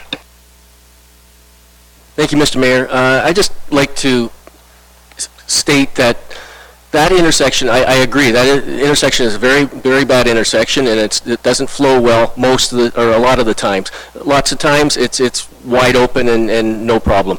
However, a traffic light there without improvements to that intersection is a no-go. It will actually hinder that intersection. I drive it in a school bus every day, as well as watching large trucks. Often, as a school bus, I sit there and wait for the people that actually should be waiting for me to get out of the way so I can turn the corner, as well as large trucks do too. So we are on County Road 20, and we have the right of way, but we actually stop and let the other traffic go through so that we can turn the corner. The corner is not wide enough for street light or the traffic light, because it will actually hinder the traffic going around the corner and utilizing it.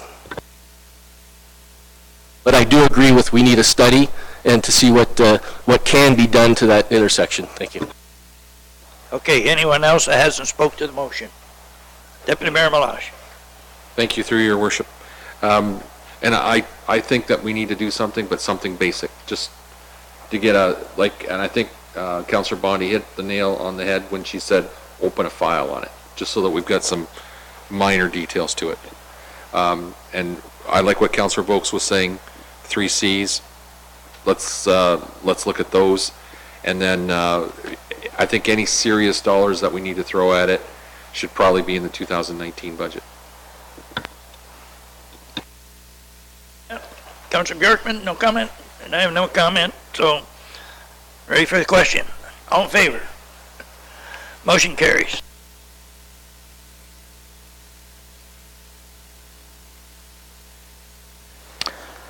.3 under notices of motion, that council discuss opportunities to put outdoor cafes in the downtown core of Essex Center with respect to existing restaurants, as moved by Councillor Vokes.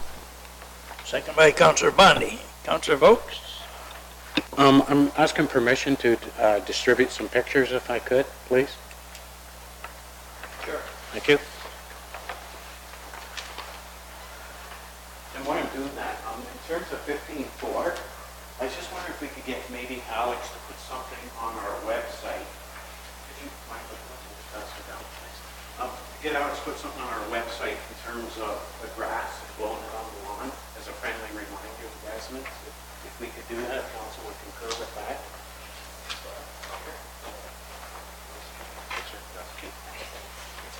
I'll let you pass those down through. Mr. Mayor, I'll be right back. It's on. Yeah, this is like for the 3 of us. All for the 3 of us.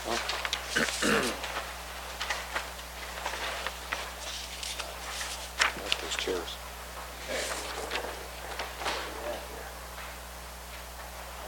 That's next to it. For us, if you got alcohol, it's this.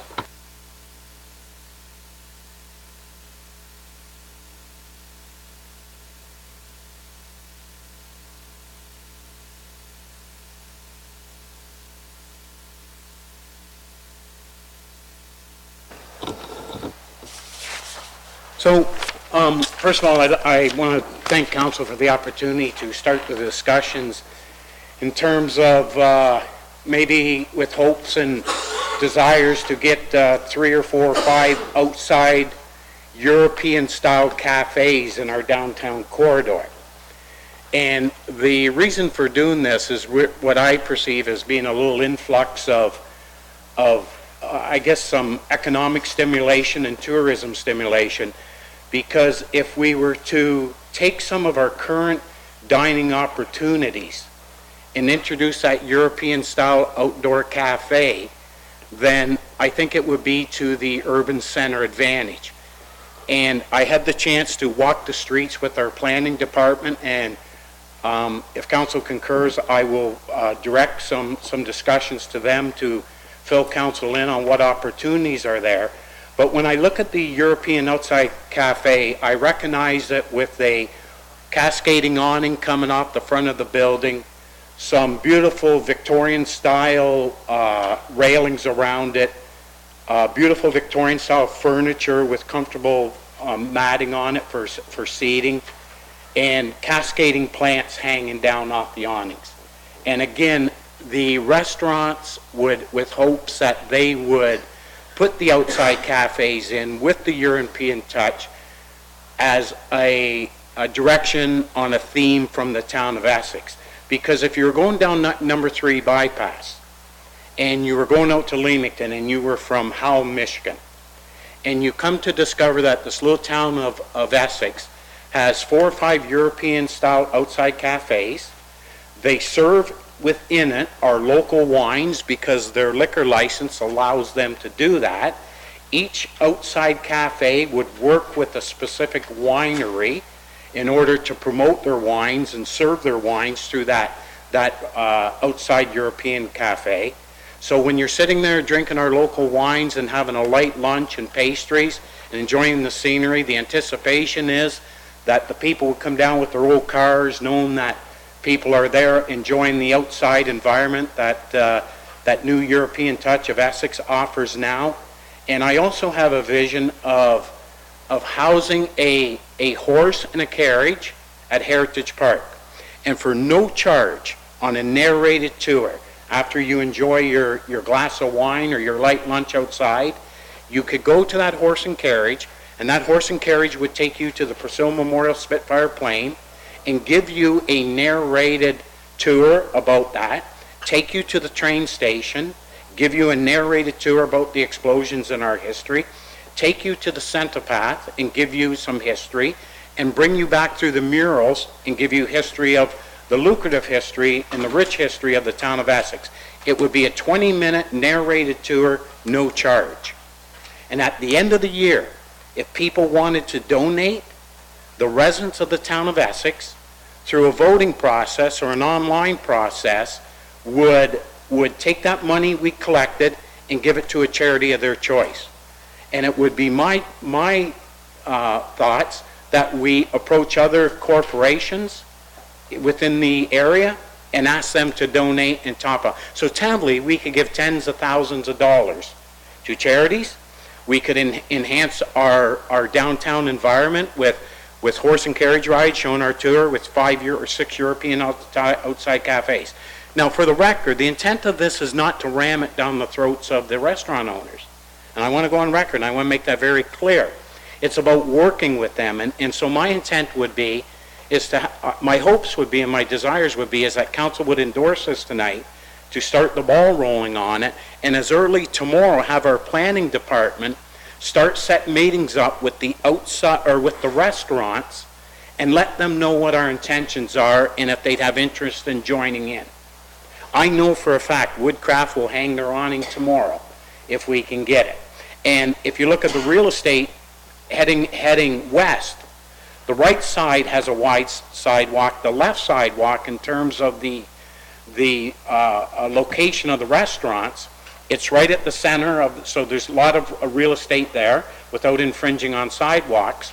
But if you go down towards Mama's Place and they join in, then that particular restaurant, we may invade that first parking spot and build a little platform which would extend our sidewalk like they do in Kingsville.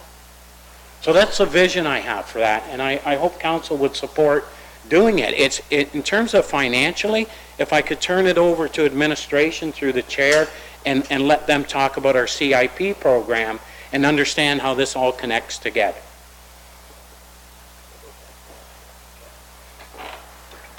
Mr. Watson? Through you, Mr. Mayor. Well, logistically, any outdoor cafe would be within the public right-of-way, so they would be entered into an encroachment agreement with council. So that's a fairly straightforward matter. As far as design goes, because it's in the public right-of-way, you can dictate the design in terms of you know, the look of the cafe. And as far as CIP monies are concerned, we do have grant money for outdoor cafes, outdoor activities, up to $6,000 or 50% of the cost of doing it for the actual, you know, for railings, for an awning, for the kinds of things that would define the area. So all that is certainly a fairly straightforward task, bureaucratically and logistically. As far as you know, your other ideas, that's in a different area, something outside of our expertise. But in terms, the conceptual design is easy, and in fact, as part of the Essex Streetscape Plan, Stemsky Kelly, the people who developed the plan for Essex, encourage outdoor activities, and they also encourage a public system whereby you can go by and identify the murals, you can identify the cenotaph and other key characteristics of downtown. So they actually would like to see council do that sort of thing, whether it's by a walking route through like an app on your phone, or you know, or horse and buggy option. That's all open for discussion. Thank you. So Thank you, sir. So in closing, again, council, I have this vision of sitting in front of the Bank of Montreal, parked on the side of the road, looking at our downtown corridor, and seeing 4 or 5 outside European-style cafes there, and a drawn carriage taking people to our history. Our history is good. Our history is very, very informative. But unless our history has opportunity to share it, it's really idle history. And I picture going down number 3 bypass, going to Leamington or Kingsville, and you're from Howell, Michigan, and you know this little town of Essex has 4 or 5 European outside cafes where you can drink the local wines of our local wineries. You can go on the narrated tour of the history of the town, and then you can come back and be on your way. I think it's an opportunity we don't offer right now, but could offer, and it's a win-win for everybody. So I'll leave it open for discussions and hopefully support. Councillor Bjorkman. Thank you, Mr. Mayor. Thank you, Councillor Vokes. It's a tremendous vision. As Mr. Watson has just said to us, it is in our CIP to encourage outside cafes in our restaurants, to partner with them. If we do have the ability to specify what they use for railings, we look back, the Grand Central Tavern had a front patio, and they actually had wrought iron because it's the cheapest way really to put those railings up on those dividers. So going to our restaurants, maybe what we need to do is make a presentation where we could go to our restaurateurs and say, this is something that we would like to do as a town. We would like to, and if we all do it together, we've got the ability to buy at a cheaper level. If we're going to have 3 or 4 restaurants get on board, well, let's buy the same railings. If we buy more, we're going to be able to get a better price on them. I also was talking to them at Brian's place there, and yeah, he thinks it's a great idea. He's got a great storefront for it already. So if there's a couple others that get on board, it's a great idea. It needs to be driven by our restaurateurs. It needs to be driven by our business community. But there's no reason we can't bring them to the table, sit down and say, this is a vision we have. Are you interested? Are you prepared to buy into it? And this is what we can do to help each other. I would have no problem supporting something like that. And then when it comes to the horse and buggies, we have a number of people in the area that have them, and maybe that's something we start on a Saturday. You have a Saturday tour. They know that if they come out and they're coming to see the train station and the Spitfire and coming downtown, there's a horse and buggy ride available that day, and maybe it grows into more. But all those things with steps. So there's nothing in that I'm against, but again, it's presenting it to them and having the businesses drive it. The businesses have to drive it if we're going to do that. Thank you. Thank you. Mr. Morrison. Watson, sorry. Thank you, Mr. Mayor. I'd like to work through Nelson on that. I would like to work through Nelson on that initiative and with Alex and the BIA and just sort of discuss the strategy about how to approach that. And Nelson has the contacts, so he's the one I would really like to get involved with this. Thank you. Anyone else? No? Yep. What is the motion? Discuss. We discussed it. Now you want administration to do what, sir? If I could, I'd like administration to work with the local restaurants. First, I want to be fair to them. I don't want them to hear it on the news tomorrow and get a misunderstanding of what it would be.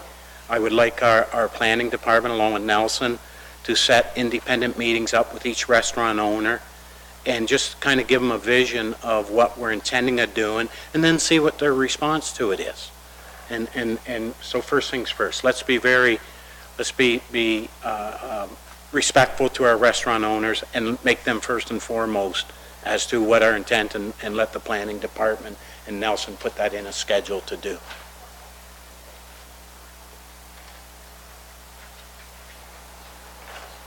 Okay. Supported by Councillor Snively. And they'll report back to us with their report. Anything further to that motion? All in favor? Motion carries. Thank you, Council.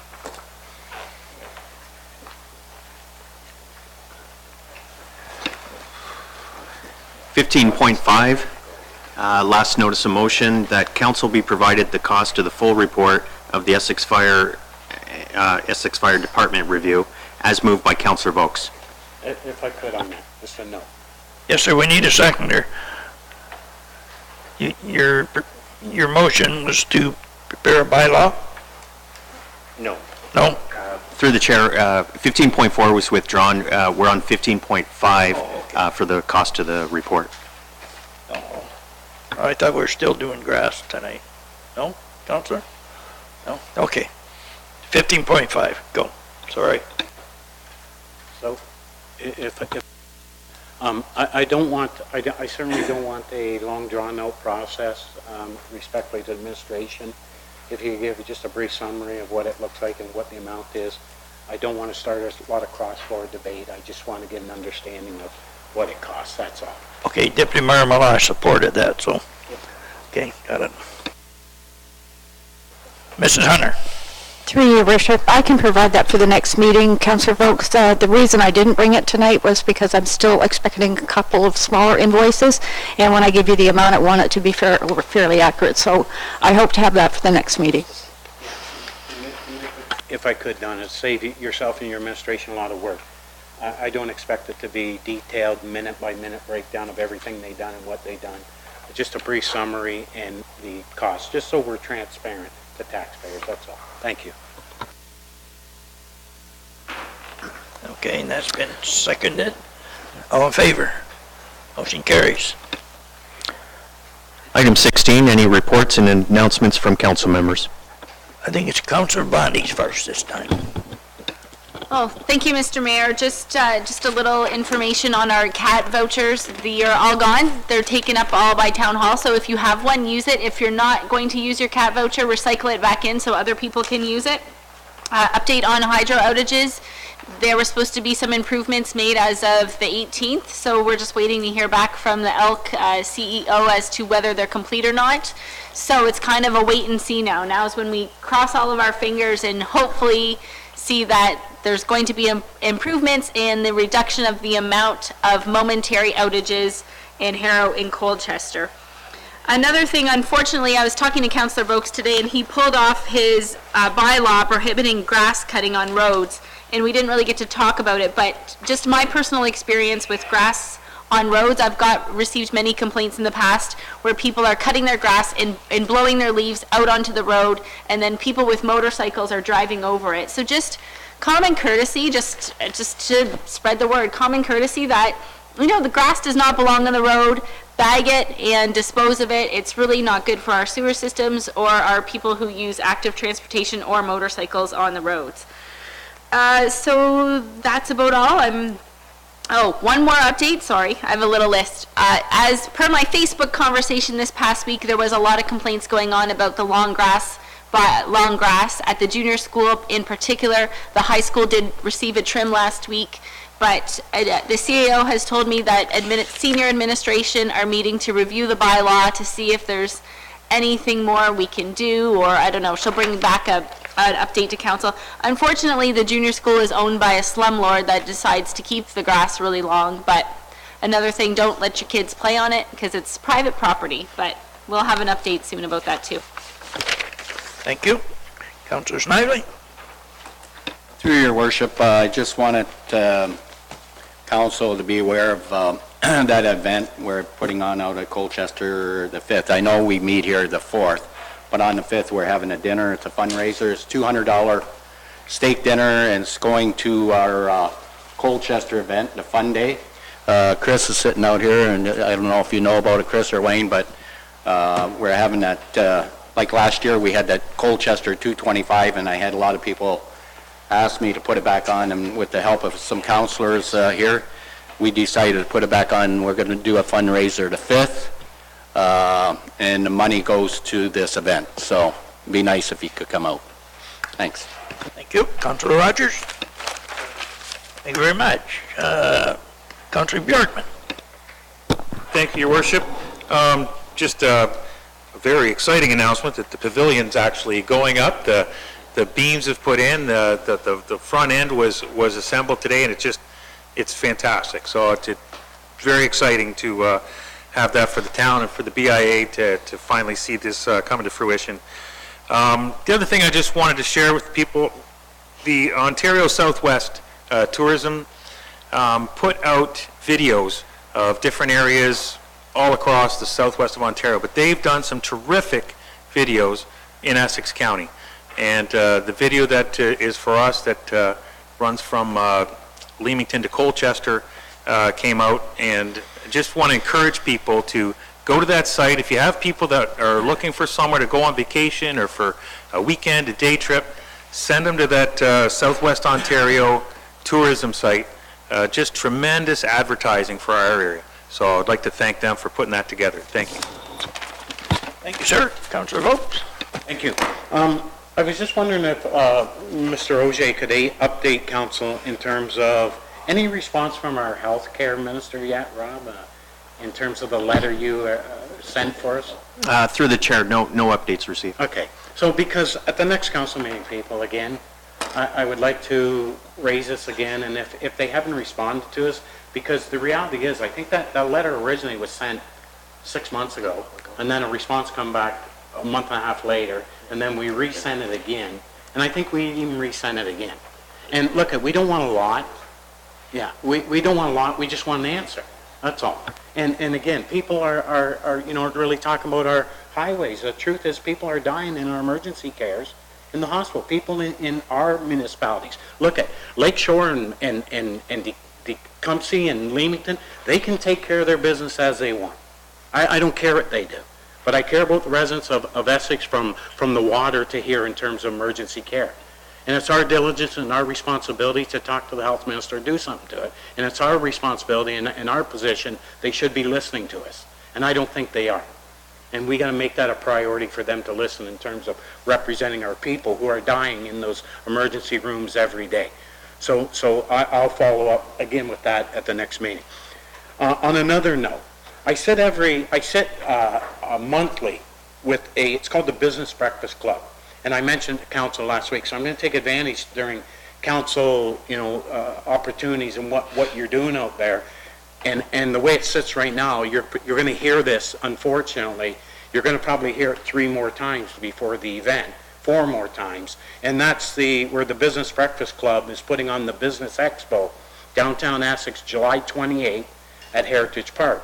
And what our intentions is and our wishes is that all the businesses in the Essex Urban Center and outside of the Essex Urban Center come to the Business Expo and show what your business opportunities are. Put your wares out there. It doesn't matter if you're a funeral home, a legal office, or a retail shop. We're asking everybody to come there and exercise what your opportunities are. And by the way, just for the record, it's just not people in Essex Ward 1. We certainly want to make sure that the residents in Harrow and the businesses in Harrow, we join together and they promote their businesses too.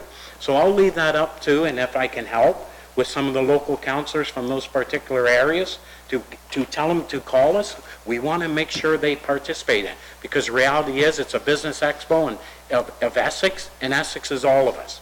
It's just not Ward 1. And there's great businesses out in Harrow that I'm sure would love to have the opportunity to show their wares. So I'll leave that again, and on that, we're going to have live music, we're going to have food trucks brought in, we're going to have a cruise in, a vehicle cruise in. So, and it's going to go from 10 in the morning till 4 in the afternoon on a Saturday. July 28th. That's been changed. That was the original date. It should show July 28th. Where are you looking at that, by the way, Ron? Yeah, no, it should be July 28th. So we need to make sure that's corrected moving forward, because I don't want to get the date mixed up. July 28th. It's a Saturday. So, okay. Pardon? Same, yeah, well, yeah, we know, but we're still moving with it. Okay, is that it, sir? Thank you, yeah. Deputy Mayor Malash.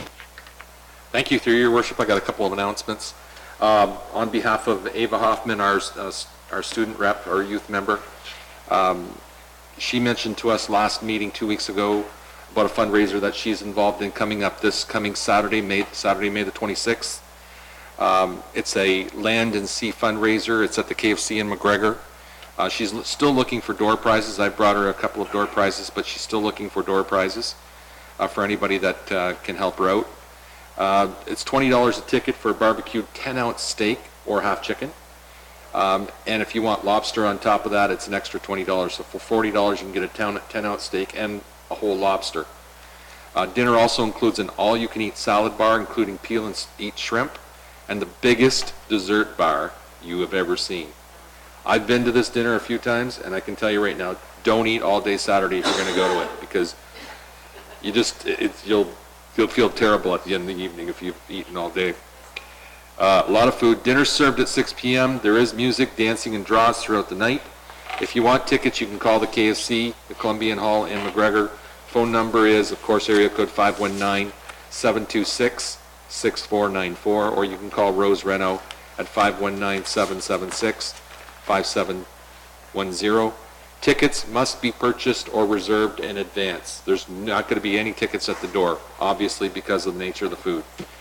So if you want tickets, please call as soon as possible. Help Ava out. She's looking for some support. So that's the first event that I have to announce. Second one is May 31st, and we will be having, and thanks to Alex Dunnenville, he's made this beautiful poster here. But this event is at the McGregor Church, first of all, at 5 o'clock. If you're interested in having a tour of the St. Clement's Church in McGregor, if you've not been there, it's an absolutely beautiful church.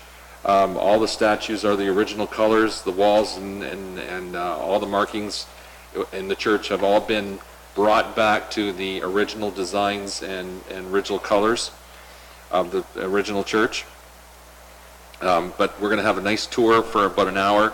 At 6 p.m. that evening, we will get a history of the first 25 years of McGregor and how it all started off as Colchester Crossing, and then later the name was changed.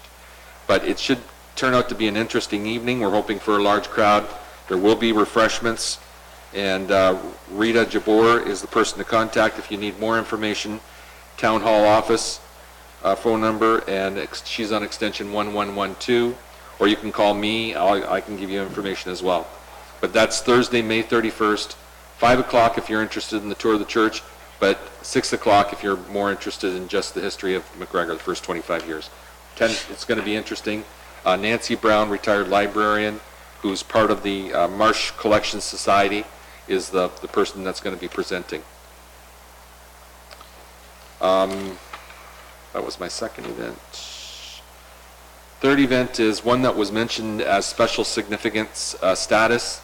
We are going to have another council meeting before this, so I'll remind you before then. But I just want you to mark in your calendar Sunday, June the 10th. It's the McGregor Music Festival. All the money that's raised from this music festival, there are 9 different bands that play throughout the day.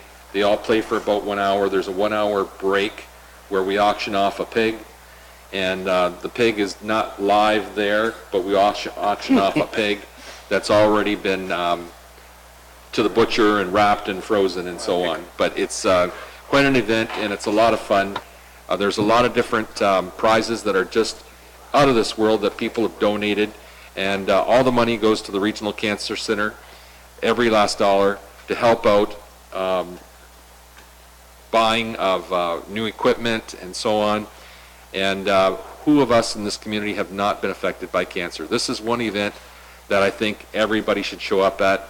We typically have a very large crowd that comes up to this. Last year we raised $39,000 in a one-day event for the Regional Cancer Center. And it's the Regional Cancer Center's largest community event as far as dollars go. So please, if you have time, come out and help support the Regional Cancer Center.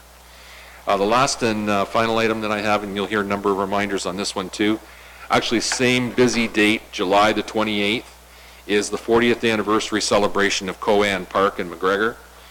This has been planned now for the last year, but that's the date that it's going to happen.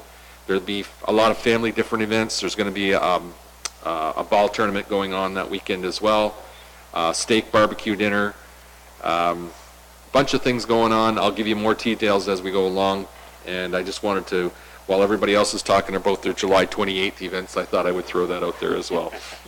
Thank you very much. Thank you very much for that, Richard. Ran out of paper there. No, I'm kidding you.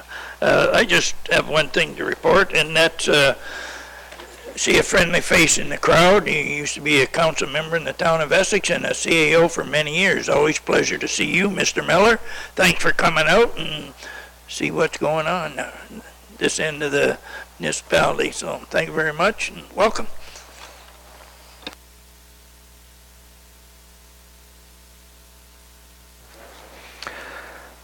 Bylaws for third and final reading. Bylaw 1701 to amend Bylaw 1037, the comprehensive zoning bylaw. Moved by Councillor Bjorkman, supported by His Worship. Any questions? All in favor? Motion carries. 1704 to confirm the proceedings of the May 7th regular council meeting. Moved by Councillor Vokes and Bjorkman. I almost said it the other way. Randy was first. Any questions? All in favor? Motion carries. Bylaws for first, second, third, and final reading this evening. 1706 to authorize an agreement between the Minister of Community Safety and Correctional Services, the Town of Essex, and the Essex Police Services Board. This is in relation to the Community Policing Partnerships Program. Moved by Councillor Snively and Councillor Vokes, supports. Any questions? All in favor? Carries. And 1707, also an agreement between the Minister of Community Safety and Correctional Services, the town, and the Essex Police Services Board. This is in relation to the Ontario Transfer Payment Agreement. Moved by Councillor Bjorkman, supported by Deputy Mayor Milosh. Any questions? All in favor? Motion carries. And for two readings this evening, the confirming bylaw from this meeting, May 22nd. Moved by Councillor Bjorkman, supported by Councillor Rogers. Any questions? All in favor? Looking for that motion to adjourn. Deputy Mayor Milosh, Councillor Vokes, all in favor, motion carries, and have a great evening, everyone.